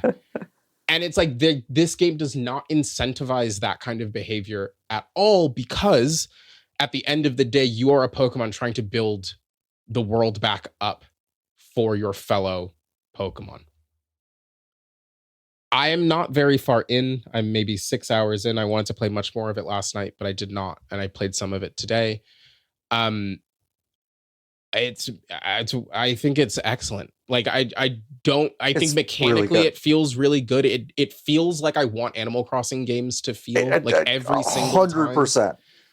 Like 100%. There's none of the horse shit where like in early Animal Crossing, you're kind of running around and you're like, oh, well, I'm immediately confined because my pockets are too fucking small, or because like I don't actually know where to go, or like I don't know how. Or I can't do this now because I can't do it during these hours. Yes, I decided to pick up this game at 9 p.m. Yeah. And in real time, I can't do fucking jack shit because of all this other stuff. Yeah. And this game doesn't do that. No, and which is not to say it does not do that, which is also not to say that there isn't time-gated stuff, right? Like I started before the podcast, I was like, okay, it's time to build a house. And they were like, okay, the house will be done at 57 after the hour. I said, great, it'll be done by the time I turn the video game back on. And I know just from talking to people who were in the review process and who have played more than I have, like some of that stuff is longer, right? Like some of those timers are longer, but it is for bigger stuff like rail networks or like electricity systems, et cetera, et cetera. So it tracks it makes sense. But while there is always something to do in Animal Crossing, I so frequently felt like I was running out of shit to do. Yep. And I am so sure that you get to a point in this game where you will run out of stuff to do. But because you have such a robust number of ways that you can affect the world off the rip, you always can be like, oh, okay, well, like while that house is building, I guess I could start to figure out what this, like if I wanted to build a river channel through here, do I want to start to build little beds for the folks that are already living in the grass, or do I want to kind of move them over so that I can build more flowers, which will attract a different set of Pokemon in a different habitat? I don't know. I think I need to play much more of it, but because it is not made by Game Freak, it has a lot more ideas about what Pokemon can be in a way that I think is really, really delightful. There's a moment early on where you get Squirtle first. Yes. Who teaches you how to water stuff. Mm-hmm. In the worst spray pattern I think I've seen in a video game. It would be better. I don't understand it. It's a cross. So it's a cross that's in front of you, right? And you water the center, and it waters the center, left, right, up, and down. And then it is odd. Why it isn't a 3x3? or even a straight Couldn't tell ya. line would be better. Like if it didn't have I the agree. sides, it would be better. But whatever. Anyway, sorry. I agree. Continue.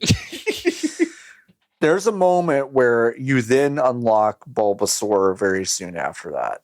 As I am tending to other things, collecting things, exploring the environment, trying to get the habitat right for Charmander to come to the habitat, I witness Squirtle and Bulbasaur kind of light up and meet each other and start running around and chasing each other. Yeah. And I was like, this is one of the sweetest things I've ever seen in a video game. And it's just like, it's so small. And then the second time it kind of hit me is when I eventually built a bed for Bulbasaur, because he's like, I want to sleep, but I'm not really comfortable in the grass. I make him a little straw bed. And he falls asleep like a little puppy on the straw. And I was like, this is what I'm not a Pokemon person. Mm-hmm. Mm-hmm. And I look at the act that has always been there of we're collecting these fuckers and throwing them into a pit and they're fighting. Yeah. That's what it is. And like I was too old to really engage with it, or not even too old, but just too washed to engage with it when I was younger, and I didn't like it. And I was like, okay, so I've had no attachment to that part of this. And the entire time I've watched Pokemon be a thing, be the biggest thing, really, I've had this kind of fundamental like feeling of like, this isn't giving me what I want out of this kind of remarkable selection of well-designed, interesting creatures. Yeah. That I like to look at and listen to and like, be around. Mm-hmm. But now they're all living together in this kind of harmony, and they're grateful. And I get to control their, not control, but I get to provide them. Yes. With a comfort that has been removed from them. That has been removed from them. And there is something like, I don't know. I feel kind of crazy talking about it, but like deeply nourishing about kind of like having this place to tend to, which is really kind of, I was stunned over the past couple of days playing this game and being like, I feel so like full and happy playing this game and moving through its systems, because the rewards you're getting are so, I don't know, deeply human in terms of just like, I love watching little critters like get comfortable. Yeah, like it's a game about adopting a dog last year who was deeply uncomfortable about being here, and then realizing a couple months in that actually where he's living now is sick and he loves it. Mm-hmm. Like that's one of the most gratifying things you can do as a person. Mm-hmm. And this game is kind of giving you that in this weird like drip that feels, one, to Nikki's point, from just a brass tacks mechanical perspective, just feels a lot fucking better than Animal Crossing. Yeah. And just putting all that in this package that gives you these like constant rewards of these little creatures living in harmony. It's like, I'm kind of blown away by this game, actually. It's weird. And oh, sorry, Lotus, did you? No. I have something to say, but I can go later. Oh, okay. I think something that because I always threaten to play Minecraft again. And every year I do play Minecraft again. And I always get to the point where I'm like, there's just not enough juice here. And I'm realizing every time I realize, and not because I don't think the video game is good. Right. Because the Minecraft is excellent. But I think that my capacity for a self-directed, just do whatever the fuck you want for you kind of story, or like modus operandi for a player is kind of like, I don't really want it. Mine's almost zero, but thankfully I started playing Minecraft as a small child. And I think, but I think the thing that's so surprising to me is that like I was not that much older than you when I started playing Minecraft. But then I thought, like in thinking about this game, I was like, actually, I think I had always had a better time playing Minecraft with other people or watching people play Minecraft than I ever did playing Minecraft by myself. Yeah. And I think something that is super sick about this game, about Pokopia, is that the carrot on the stick is making something like tangibly making a lizard's life better. Whereas the carrot on the stick in Minecraft, when I was not playing with other people, was like, I mean, I guess I'm gonna go to the Nether. Like, I guess I'm gonna go figure out how to. I guess I'm gonna find this mine. I guess I'm gonna go like collect all of this stuff. I guess I'm gonna learn how redstone works. Like, which is all really cool stuff and is stuff that I did, but is not as relationship based as a thing that I'm searching for. And I think that's really why I'm such a fan of Pokopia. But I do think there's something interesting because I do think that the Pokemon Company has understood that there is a gulf between interpretation of like what Pokemon can be and what the games have actually sold people on. Yeah. Because like the Pokemon Mystery Dungeon games are actually pretty close to this with the ways that the Pokemon are interacting with each other. Yeah, like they are communities of Pokemon that have built themselves and are self-sustaining and self-sufficient. And also you as the player have taken over a Pokemon and are doing things for the other Pokemon in your community. It is not a new idea. Game Freak didn't make that one, but it is not a new idea. But the Pokemon mainline games, with the exception, I think, of Arceus and ZA, are games that are like, yes, your goal is you are the main character in this story. You are the only reason anything is happening. The lizards just so happen to be here.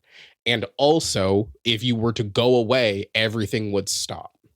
Arceus and ZA, as they are not perfect video games, but they have threaded they've better than any of the other mainline games, threaded the needle on this is an alive place where people are trying to figure shit out actively, and you are also there helping. You are pushing the cart, as it were, but like it is easier to assume that this stuff would happen. Like people are trying to understand what the relationship to these magic lizards is in a way that like I think Pokopia is like taking that like 150 steps past, and I think it's playing in a really cool space. Yeah, music is good. The first CD I got was for Sutopolis City. Are you kidding me? Oh, classic. Are you fucking kidding me? Instant like classic. Like instant classic. Like and I think that is only a thing, right? Like Pokemon is actually very bad at playing the hits. Like they're really, really fucking bad at playing the hits. Uniquely terrible, some might say. Which is so crazy, right? Because it's the biggest IP on the fucking planet. You could pick a paper out of a hat and it would be a hit. But they seem intent on avoiding them. On avoiding them. They made Cynthia a boy. What the fuck is wrong with them? What are you talking about? What are you talking about? But this is so... It feels more handcrafted than one of these games has felt in a really long time. It is obsessed with, I think, making the player feel like they are contributing to a community and building something worthwhile. And I'm excited to play more of it in a way that, like, is surprising and shocking to me. Yeah. Yeah. What do you want to say, Lotus? Oh, yeah. It sounds like some amount of someone's at Koei Tecmo who made this game were like, hey... So it seems like kind of in every game, y'all keep making a mini game that is technically meaningless, that is entirely centered around creating a one-on-one relationship with the lizards and loving the lizards and like kind of role-playing that you're friends with the lizards. And it doesn't mean anything, but especially when that game Sword and Shield, which isn't good, came out, something like 50% of the social media posts were Gengar interacting with people in the stupid curry mini game where you sit at the campsite and nothing happens because it's funny. Yeah. And then there's like the feeding thing in X and Y. And in every single game, there is an NPC who goes way too long, waxing poetic about how the world is really about the relationships between people and Pokemon. And how are you going to beat me, the champion of all champions? Well, I'm going to test the relationship between you and your Pokemon, a thing that doesn't exist in any of those games. Yeah. And that maybe that might be important and might be why people like Pokemon. And you just keep not giving it to them. Yeah. Yeah. And it's like, the television program is more cool than like, I don't want to be like, go watch popular television program. But like, John, I actually think if you watched 6 episodes of the television program, you would be a snotty mess. No. So it's a nice shonen. I want to be clear. Yeah. No, I want to be clear.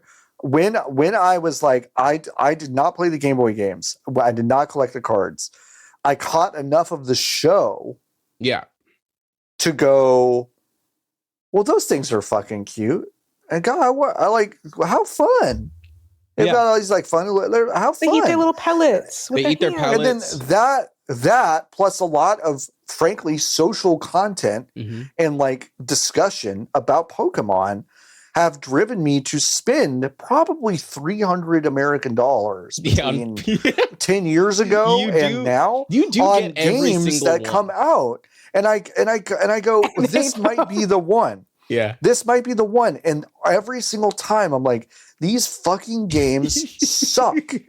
And it's like maybe for what they are, for the people that grew up playing them, it's like they make sense. But to me, debatable. Fundamentally, I look at this and I go, it's like, honest to God, I look at the thing that everyone, that the mainline games thinks it is. I look at that and I go, this is perverse in a way that I don't enjoy at all. Sure. Perverse in several ways, conceptually, and also the mechanics are from 30 years ago and have not changed. Yeah. They won't even let you double battle. No. And so there is this part of me that has felt insane about this franchise for literally 30 years. And this week, I fired up this game and I was like, I know that it doesn't change what the past 30 years has done. But between me, the relationship between me and this franchise for the past 30 years is unchanged. I know that. But now I'm like, oh, this team at this moment has made the only thing that I'm like, you get what I wanted from this. Mm-hmm. And this is how we can trick John into playing Pokemon Mystery Dungeon Explorers of Sky. Maybe. And I really do think, and I think like, you would like that game quite a bit, John. Yeah. I do. That's my left hand. Right hand to God, I would never ask you to play a Pokemon game, but Pokemon Mystery Dungeon's good. And critically, as you know about me, born in the game with Pokemon. Gen 5 came out, I said, why is it ugly? Why is it boring? Why is it trying to pretend to be an important story when I'm an age? Yeah. No one's quite sure. No one's quite sure. No way to check. And then I played 6 and I said, really still for children. Then I played 8 and I was like, I'm never going to play one of these ever again because that experience was so bad. But I would play Pokemon Mystery Dungeon again. And if they put out another one, well, I don't have a Switch, but I would want to play it. And that's that's half of it. From a gameplay perspective, I want to just like touch on this for a second. We already touched about like the overall like, oh, this feels just better than Animal Crossing. But what I mean by that is like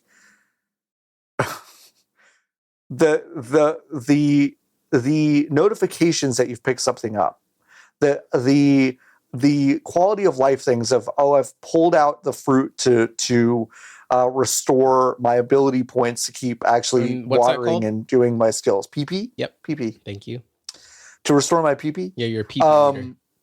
You are just carrying around the fruit and eating them until you are done, until you're satiated. Yes. Like there are just things in this game that look at Animal Crossing fundamentally as a series of systems, which by the way, like I've been playing Animal Crossing again since the Switch 2 update, and like that game is fundamentally impressive and beautiful. Absolutely. And wonderful. It's wonderful. Yeah. I like it's really, really good.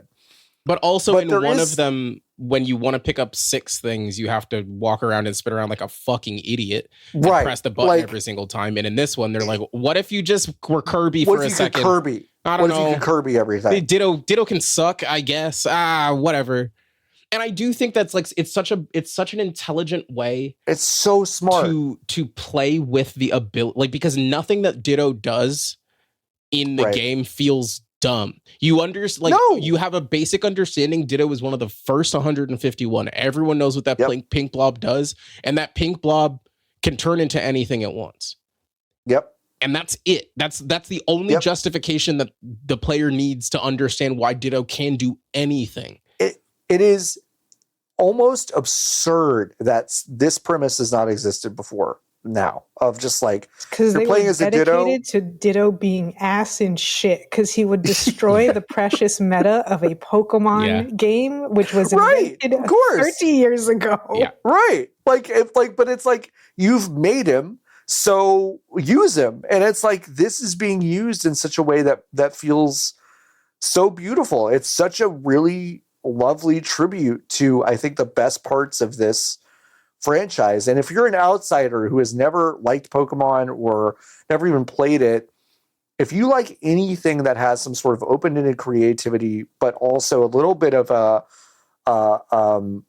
guided experience, like, I think this game it's definitely one of my favorite games of the year. The year has not gone on very long, but it's one of my favorite games I've played in quite a while.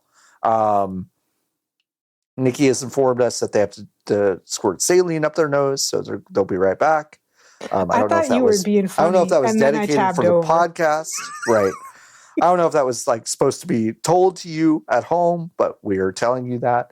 But yeah, I don't know. I'm really enjoying this game. I'm glad. It is actually kind of a weirdly beautiful experience, I think. That's so good. Pokemon is like very precious to me conceptually. Yeah. I don't want to do it anymore. But the Pokemon that lives in my head, where you and me are little trainers in the Pokemon world, and we know each other and we have our guys, that's great. It's fun. That lives in my head. Yeah. So it's really good. If you're lapsed, if you haven't ever been into it, if you have tried and bounced off, there's a lot of Viva Pinata. There's a lot of Dragon Quest Builders, which is also one of my favorite games. Same engine, I think. I think so. It feels like it. I could have made that up. You could have made that up. But a different kind of open-ended, lots of systems game is Terraria, and I would love for you to talk about your time with that. Yeah, there's a lot to Terraria. Part of why I'm playing Terraria is because number one, they have had Terraria is the share of video games where every few years they're like, this is the last one, guys. I'm not going to do this anymore after this. I'm not going to do another world tour. I'm not going to do another huge update that adds basically the entire base game's worth of stuff into the game again. I'm not going to do it again. Relogic did it again. Yep. But this is definitely the last one, guys. And the thing is, definitely the last one. Fine if it was, and it would be fine if it was the last one 3 last ones ago. I think this is called the Bigger and Bolder, BOULDER, like a rock. Ooh. And I wanted to play it for that. I had a really great time playing Terraria, I think end of 2020 going into 2021, or end of 2019 going into 2020, when I was streaming a lot and I had just met like a bunch of my now longtime friends through streaming. We all just so happened to have Terraria. Fun fact, first game I ever bought on Steam, May 2011 for $9.99. And we just no-lifed it for like a month and a bit because COVID times, right? And it's like I have very fond memories of that. And I was like, I kind of want to like start streaming a little more again, but I don't have anything that I want to play on stream. A lot of the games that I play nowadays are not fun to play on stream. And there's, just chatting streams are fun, but I like to do something. And I was like, all these coalesced into doing Terraria again with just like a small handful of friends.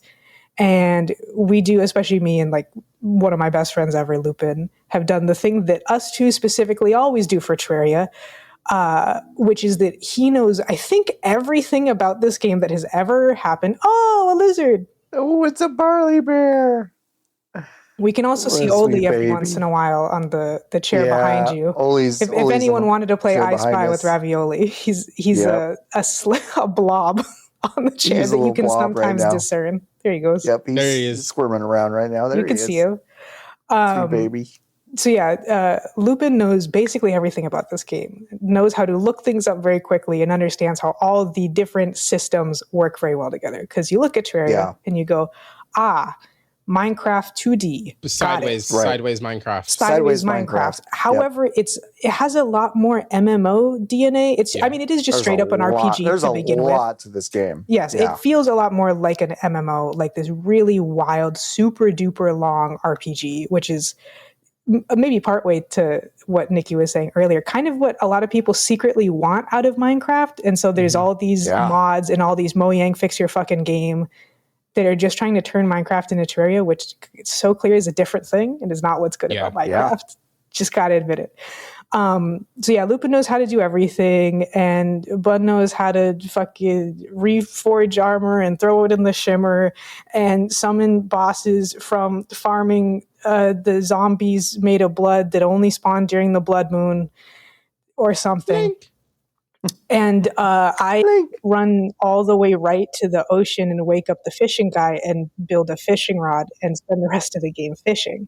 But luckily, like any MMO inspired, any multiplayer RPG, every kind of little class has been thought of and is at least somewhat viable.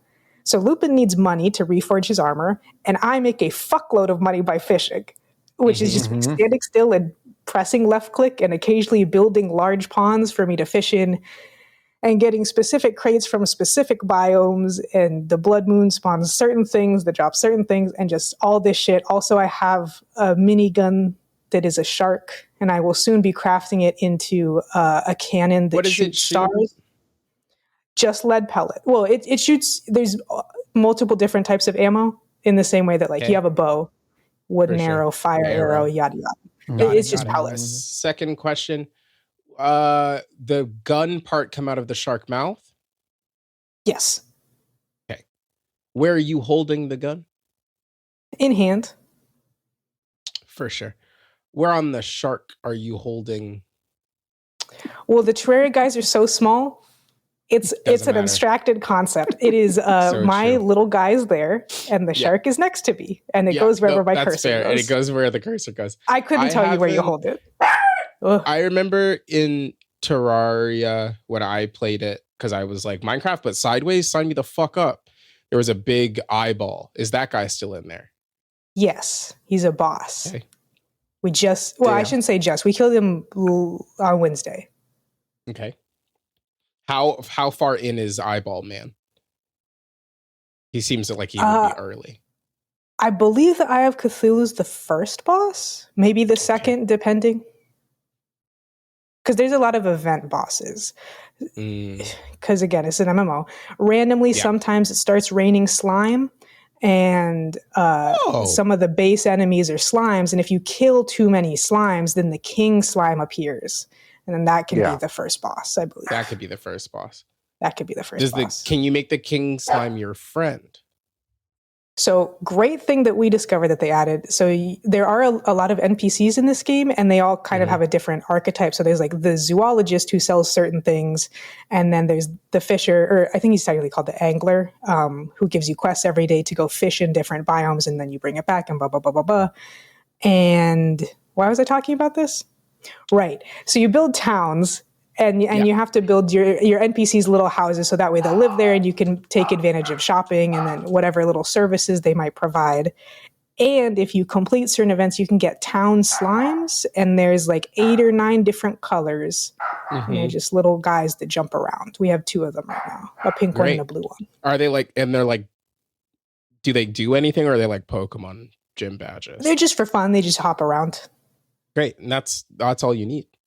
That's all you need. But here's the thing about Terraria as well is we're talking about Animal Crossing. In Animal Crossing, you'll have like the clown set, and it's like you have every piece of furniture is clown themed, and there's a bunch of random furniture and the wallpaper and the floor and maybe a costume also. Terraria does that also, but it's an MMORPG. Yeah. So every item has a themed item with it. So sometimes if you kill the king slime, you get a mount, and so you can ride around on a giant blue slime.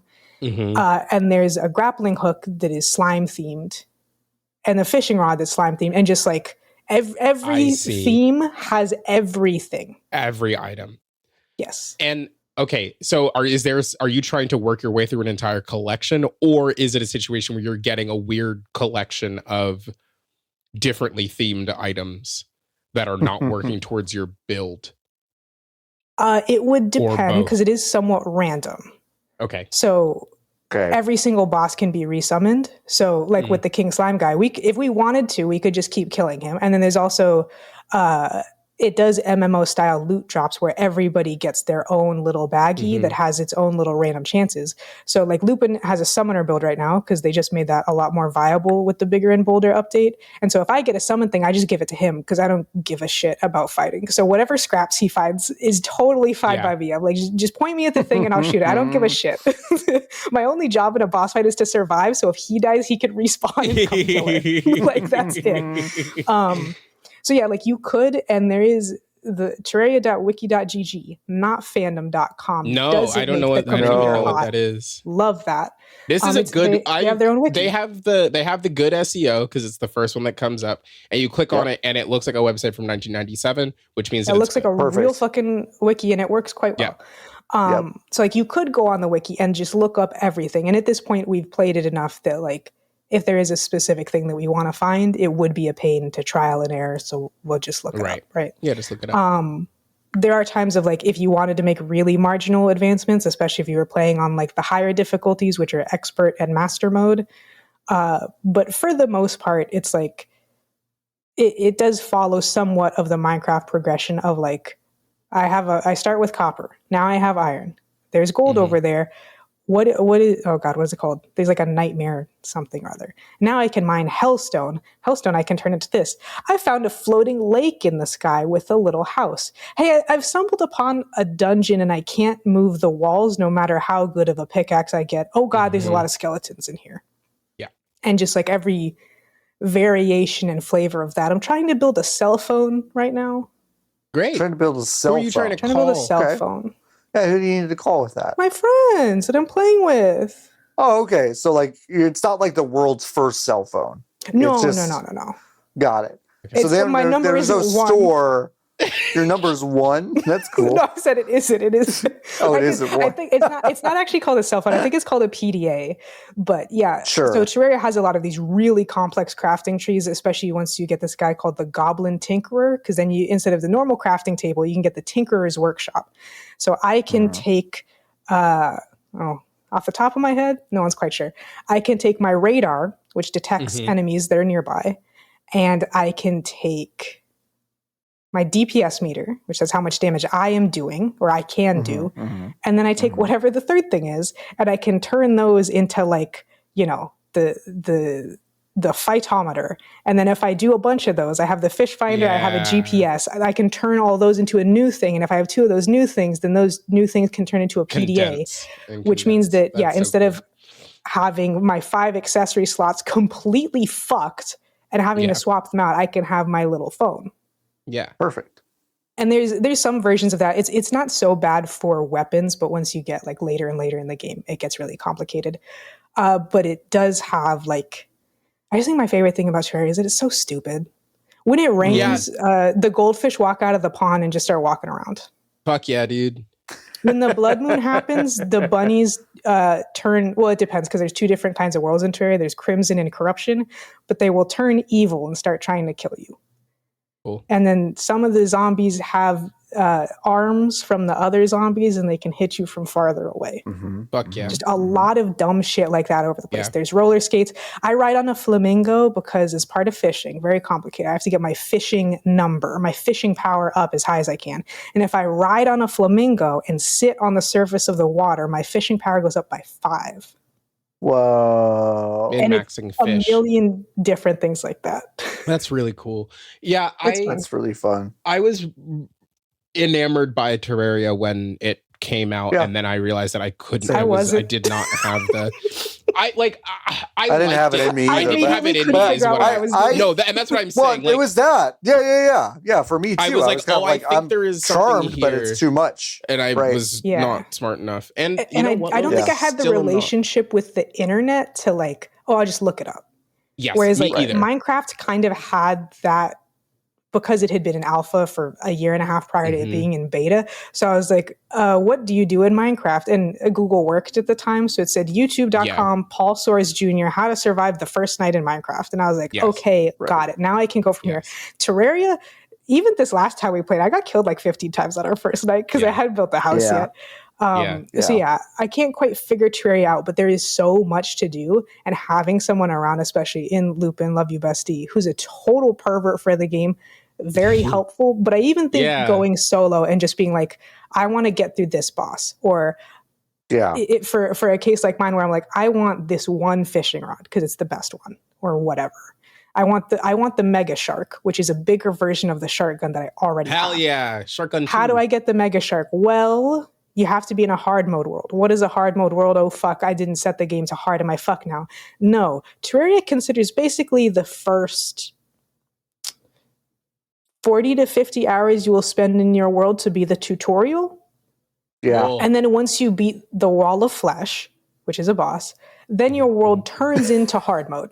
Got it. And there's a jillion more bosses. There's a jillion more items. There's more random events that can happen. You can go to space a little bit. Casually. And I just think that that's crazy and great. Yeah. It's a ridiculous and fun game. Yeah. Nikki or Lotus, how many copies has Super Mario Brothers sold? The first one? The first one? Mm-hmm. I mean, I'm not they haven't, I'm really bad with numbers, but they have not released just Super Mario Brothers that many times. Mm-hmm. Sure. That is 58 true. million. 58 million. You didn't even fucking let me guess.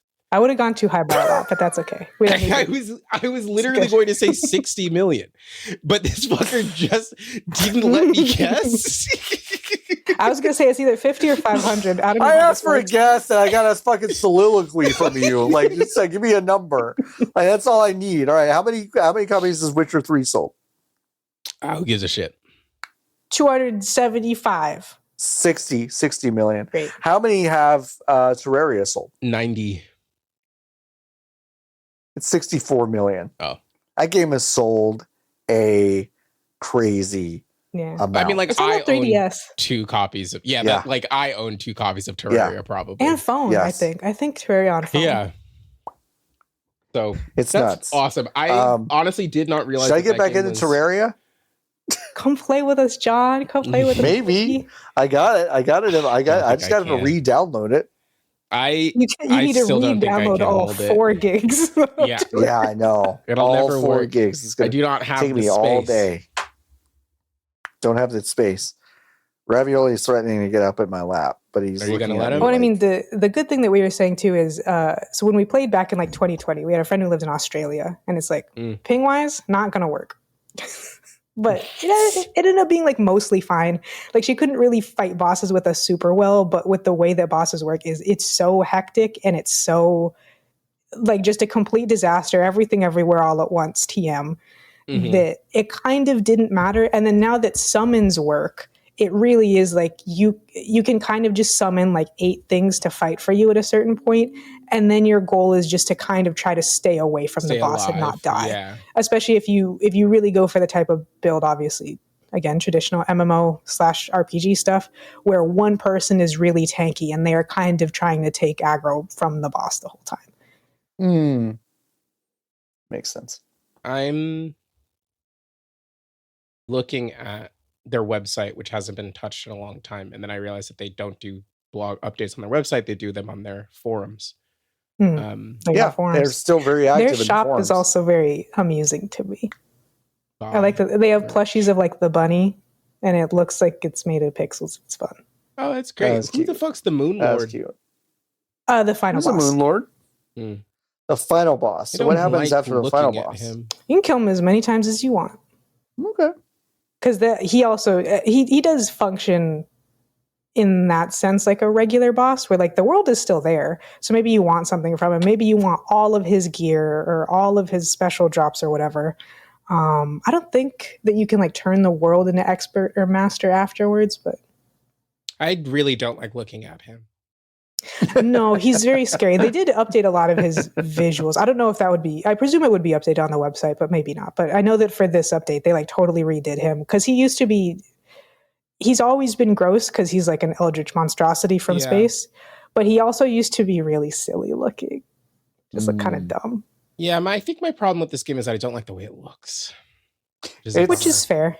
It's not my favorite. It's not my favorite. Which is why it's important that there's so many silly things, I think. Yeah. Yeah.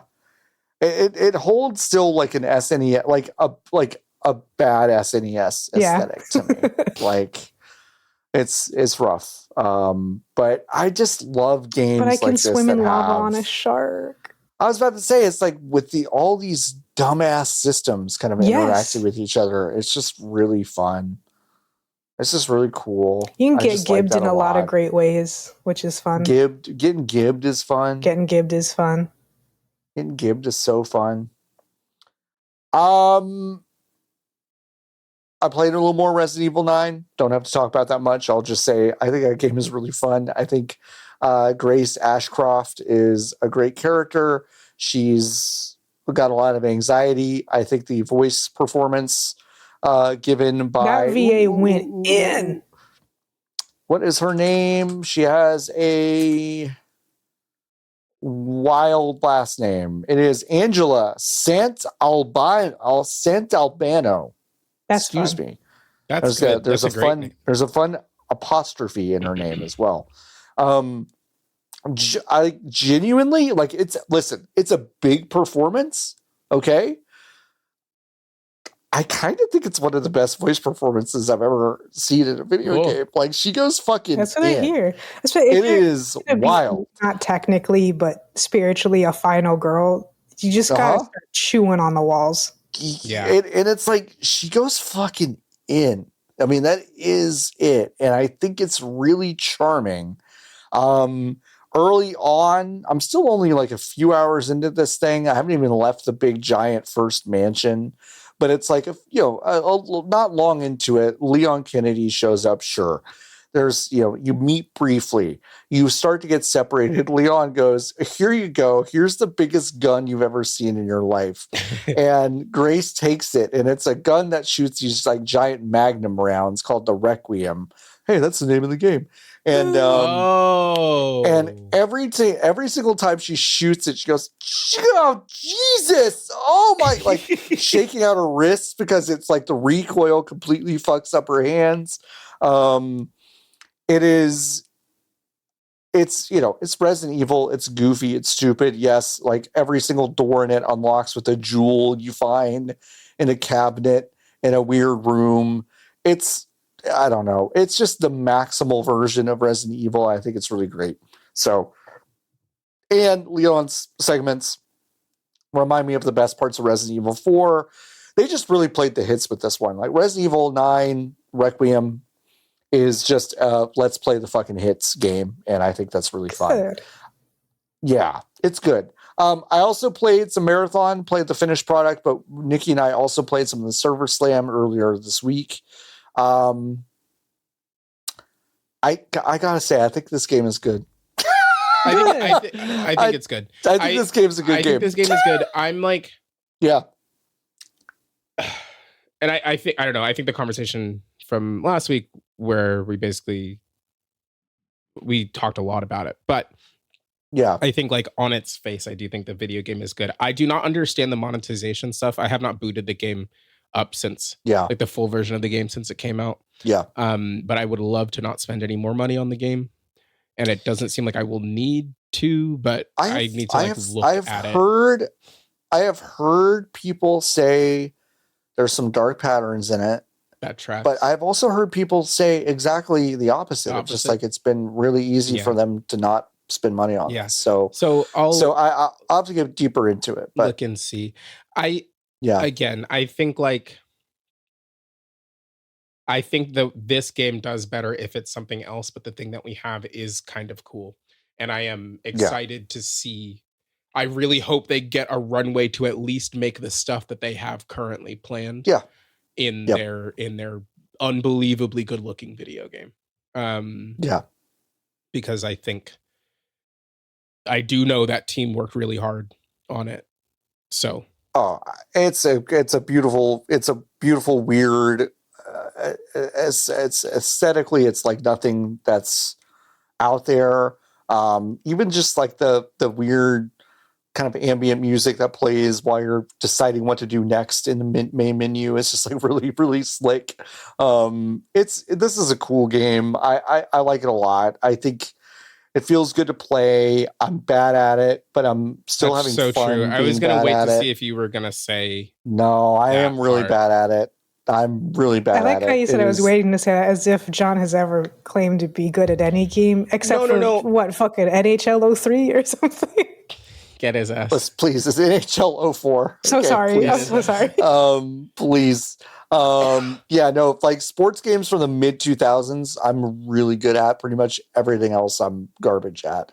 You know what? I would say if there was professional Breath of the Wild, I'd be pretty good at it. Yeah. But since there isn't, I'm not very good at most games. But I don't know. I'm very interested in what this game's roadmap looks like. Their team sent out the codes and said, we would like you to not review this game for a month, which is, I think, a very interesting thing to do. Why would you say that? You know, I reacted very strongly to this yesterday on Blue Sky. I will say it's not so much like a reaction toward Bungie necessarily, but it's just kind of an exhaustion with like whatever culture we've built around reviews and embargo, because everyone's like, that's not an embargo. It's like, listen, it's kind of an embargo. I know that it's a request. They're telling you this isn't going to really work until a month from now. But a review, a single document of a live service game is literally never going to make any sense. So we just have to all collectively decide that this is fucking stupid. Whatever we're doing is fucking stupid. We don't have to do it anymore. That's why I was getting mad about that. But I'll be interested to see what that content is. Like, people are already uncovering like secrets and weird little stuff that I think is really interesting. Bungie's really good at that with Destiny. I just don't know what the pressure of this to succeed is going to do to that kind of thing. But that's why I'm like, it doesn't work if they don't have the time. To make it work. So fingers crossed.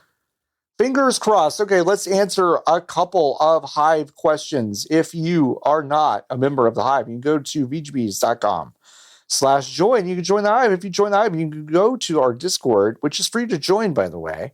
Discord.gg/VGBs.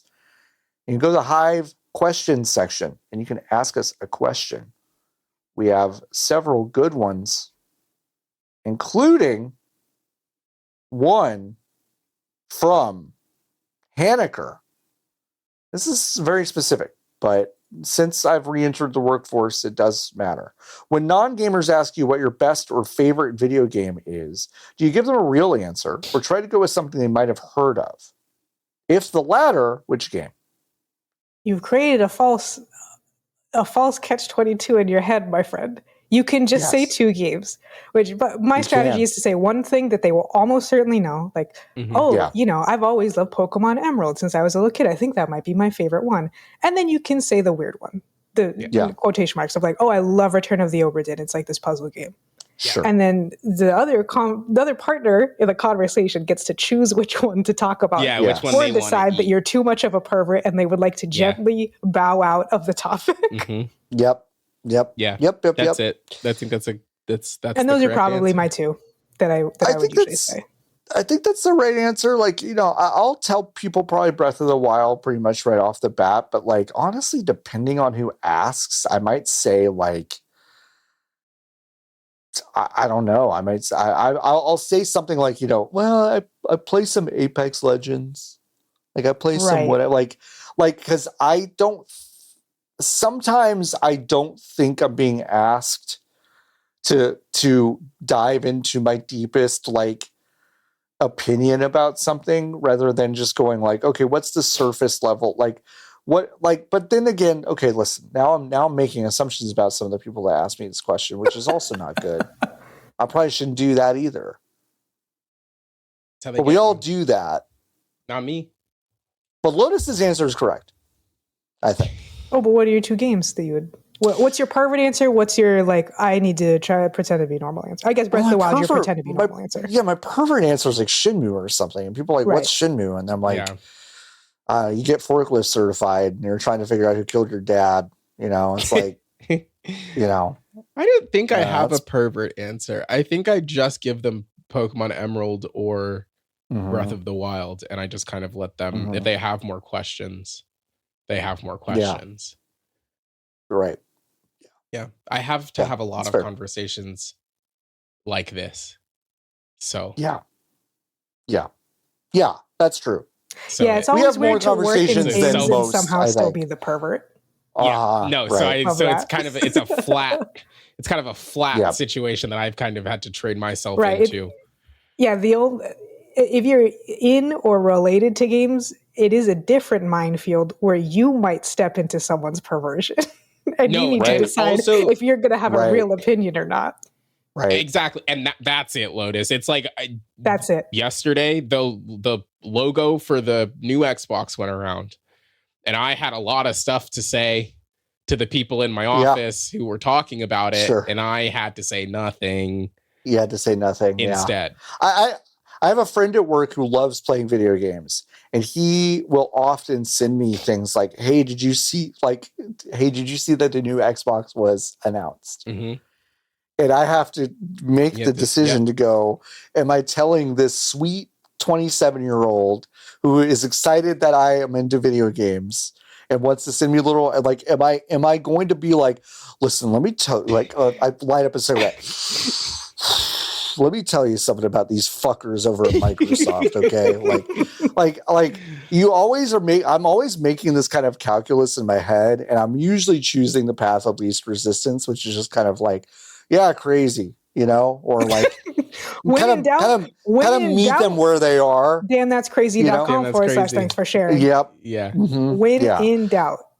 Yeah. I very rarely choose the pervert path in my life. I'll put out as an option.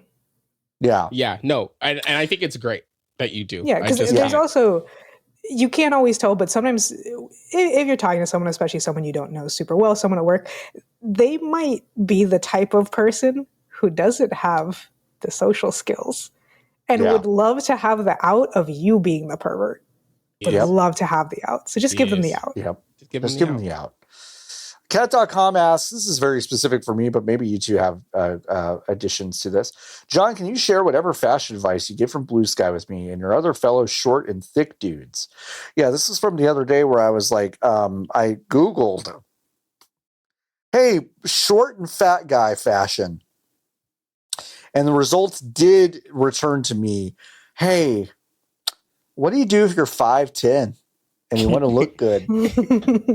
And boy, did I want to hurt myself? Yeah. So it was weird. I called Blue Sky for people to ask, and a couple of people, including Aiden, thank you, Aiden, reached out and gave me some good influencers. Here's the thing: like a lot of it is, frankly, just bigger clothes than you're normally thinking about wearing, and layering.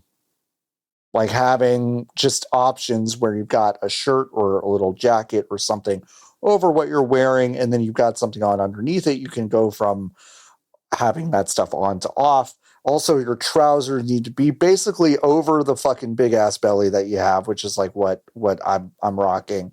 And instead, I wear like a low rise situation, so my jeans are always kind of creating this cool. Sorry, this is too much information, but cool, like tropical zone in my like nether region where the belly is kind of hanging over it, creating this nice little like pocket of moisture. It's really gross. So I'm basically just kind of in the mode of like, okay, I need to get some pants that actually go up, like kind of over my belly button, that kind of thing. And so that's kind of what I learned. I also learned that just all these dudes have more confidence than I do. So yeah, just get some more confidence, Sean. Yeah, just get some more confidence. It's next to the pants. It's next to the pants that fit. You know, good luck next to the finding pants them. that fit. Yeah, good luck. Another one that seems oddly targeted toward me, Taylor asking, I can't answer this one, is John Unk. Yeah. Huh. I like not confidently so, but like, yeah. You know, you can't confidently call a white dude Unk. Like, it's not really. Yeah, that's true. It's kind of not entirely the vibe. That's true. But I can't invite myself to the cookout. This is in the context of fighting games. So, like, in the context of fighting games, for sure. Oh, sure. For sure.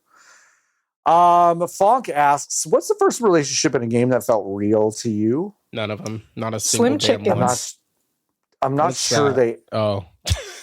Sorry. I was going to say sorry, but that was genuine. Like, no. You're what and my sorry were both genuine and neither made sense. Nope. Slim chickens for realistic healing relationships. Especially, I mean, here's what we could just say off the bat, right? If the relationship involves the player character, not the character the player plays as, who can be their own thing, but a player character that you build, it's immediately a no. Yeah. Right. Not realistic. Here's the thing. Tali Zora from Mass Effect had a chance, right? Yes, a chance. But here's the thing, though, is that in the first game of the trilogy, the developers are like, you don't like this freak. You can't even romance her. She's just a buddy. Yeah.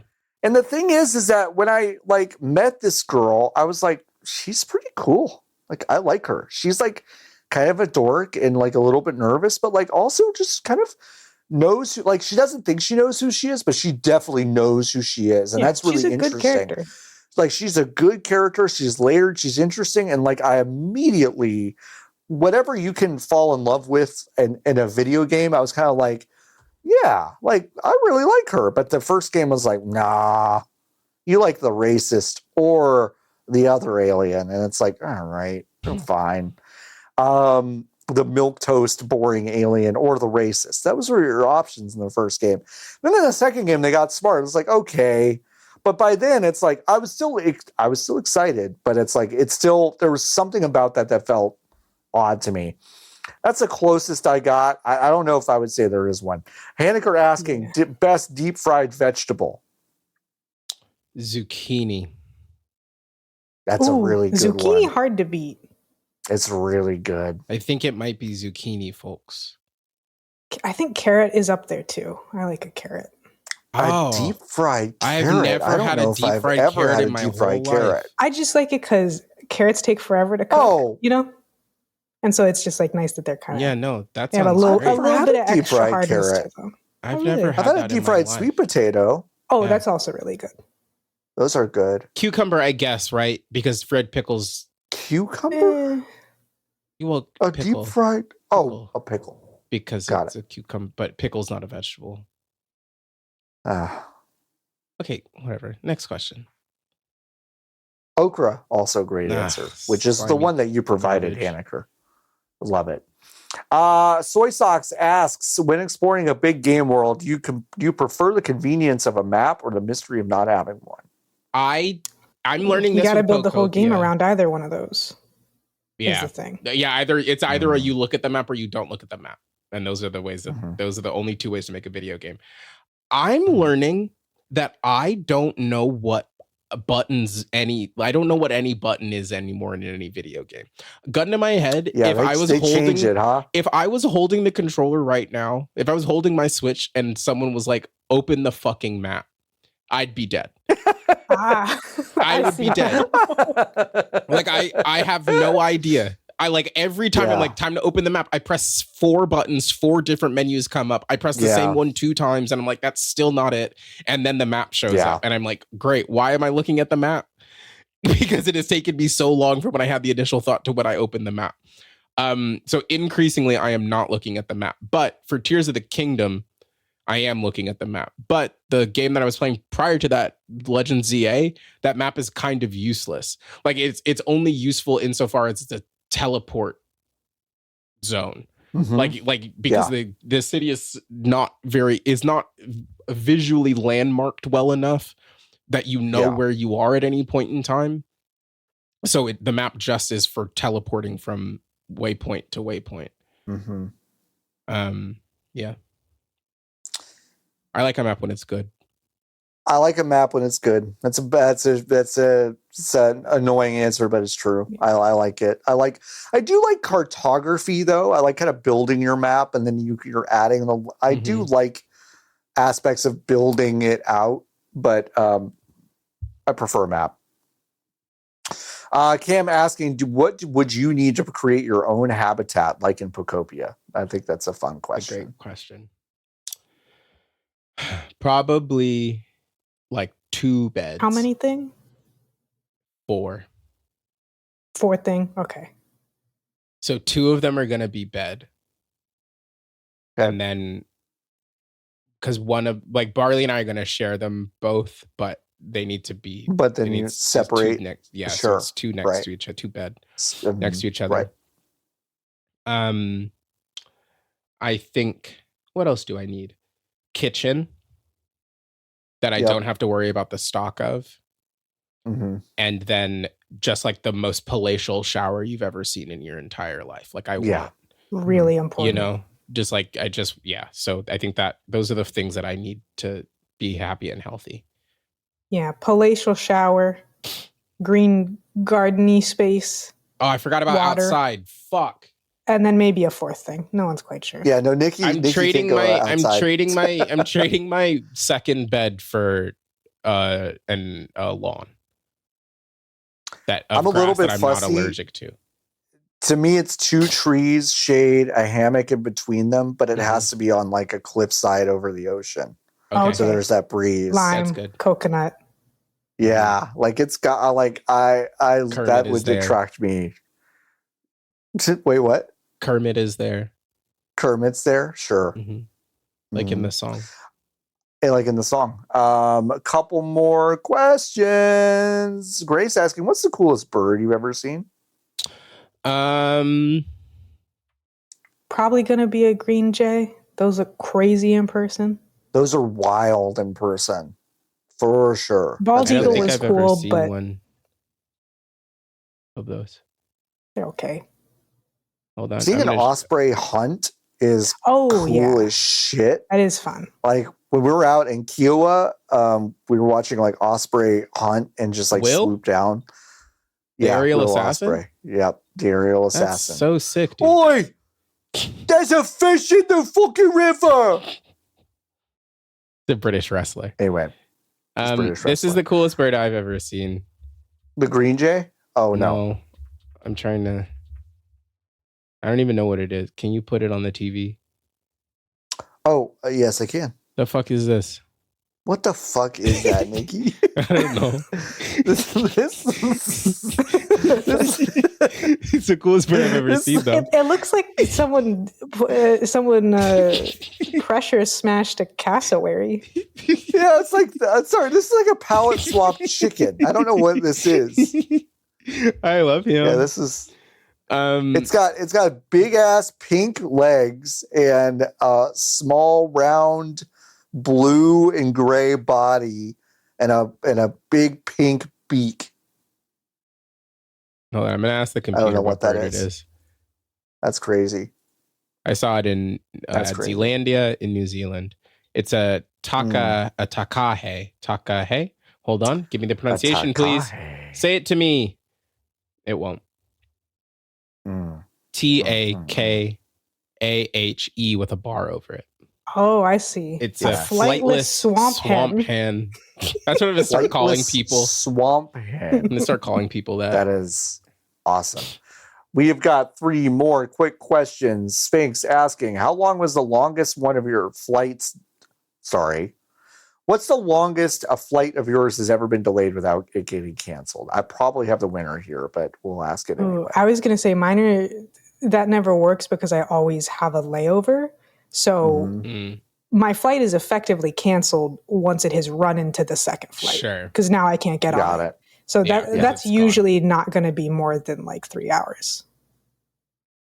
I don't think I've ever like had a flight get delayed for longer than an hour or two. I'm very lucky. Yeah. Knock on wood. I have had more cancellations, and they're like, but I'm also, but then I you have get the on the next one. privilege. Exactly. I've had the privilege of flying out of Los Angeles most of the time. So like, the worst case scenario, there's another plane. I deeply understand that this is going to sound technically like a cancellation, but I have to tell you, it was never classified as such by the airline, so I'm counting it. It was 21 hours. Saying that I have also done this. Okay. Not 21 hours though, but flying to Orlando to go to Disney World, or maybe flying out, I forget, but there was a storm and they were like, well, you can stay at the hotel 10 miles away, and we're like, there's a hotel inside the airport. Could you not kind of we know there's no one in it. Could you just kind of so that I guess was probably technically like, I don't know, 16 or something. It's not fun. No, the 21-hour delay from LA to Shenzhen, or actually it was Hong Kong. It was a delay. They wouldn't like get the stuff off the plane. Off the plane. I remember this. Like they just wouldn't do that. They would just say, you can get your stuff off the plane, but you have to like redo everything. And also like, there's not a guarantee that you'll have your seat or something if you like basically do this. And so I just left. I drove from LAX back to my apartment in Sherman Oaks. Anne, who thought I was over the fucking Pacific, heard me rapping at the door, which had been padlocked at 2 a.m. Yeah. And I do believe it was maybe the most scared that she's probably been in her whole life. And then I just like got up the next day and went. And it was me. It was just fucking me. So that's the longest. Yeah. Blackjack Attack asking, I've not had a chance to follow basketball lately. How's the playoff picture shaping up? I mean, it's as top heavy as it's been in a really long time. It's very top heavy. The East will continue to be more interesting. I think it will be OKC Knicks. Boston's gotten real hot, and they got Tatum back today. Yeah. I'm scared. So I am too. He's coming really back super fast. He tore his. He popped his Achilles towards the end of the playoffs last year. But like it's one of the craziest medical stories in the end. Like I feel like people aren't talking enough about it, but I'm sure Boston is talking a lot about it. But fuck Boston. Like he popped his Achilles in New York. Yeah. The guy who is the best guy at fixing Achilles in the world was in New York on vacation, unrelated.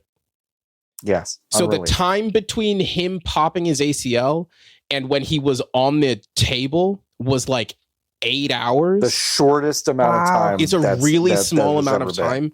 And for that injury specifically, it begins atrophying so quickly when it is not attached that like hours on the front end turn into months on the back end for recovery. Correct. Which is the only reason why he's back 8 months later on an Achilles tear, which is like it tore. Like everyone saw it, like it tore. So it is kind of crazy. And like they wouldn't bring back their biggest guy in a year where they have stumbled into being good in spite of not having him if they did not trust that he was medically cleared to go. But I still am like, Achilles will kill your career. That's how old I am, you know? Yep. So I don't know. We'll see. Maybe because he didn't get that weird atrophy time. Yeah. He'll be fine. It'll be really strange to say. One more question, folks. Jason asking, for a Pocket Monster starter, do you pick based on type or vibe? Vibe, but I would always do water as a kid. And I think if I can't decide, I'll do water. Yeah. I didn't like the lizard, the shape of the lizard's head from behind. Because the camera reveal shows them from behind before it pans around to the front. And I hated the shape of the lizard's head. And then it came and that's all you're going to see. I like that. Yeah, for sure. But I like. I don't like the new lizard, the blue lizard. I think it's in my brain. What's his name? Gekwa. Gekwa. Which also immediately, bless you. That put me off. I hated it. Bless you. Sorry. Oh, an aqua gecko? Gecko. You get it. I don't like the bird as much as people. I don't like the Brout. bird. I think all three of them are, and I mean, this is like getting into fake old head, new versus old Pokemon stuff. Yeah, but go ahead, Lotus. I just think that a lot of them, and especially starters now, are just too simple. Like these Pokemon are so simple. They are really simple. They look really like simple. baby Digimon. Like they haven't even gotten to Agumon yet. They're the stage below that where it's just like solid color, one detail. And I'm like, they're just a little too thin. They look really unimportant. I know. Which is like not what you want in a starter for me. So I'm like, I guess I like the dog the most, but it's really by default. But the dog is so boring. And I think it's that's the thing.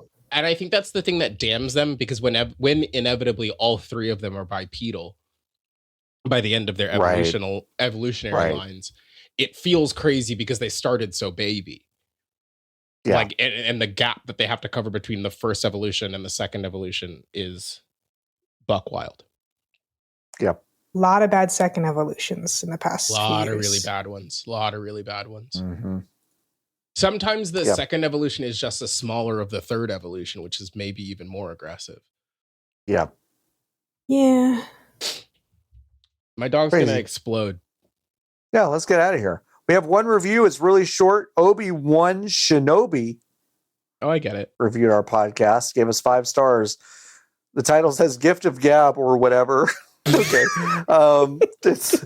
They say the best video game podcast. Thanks for babbling as long as you do. Heart emoji. Thank you so much. We appreciate you. Hey, do y'all have anything to plug?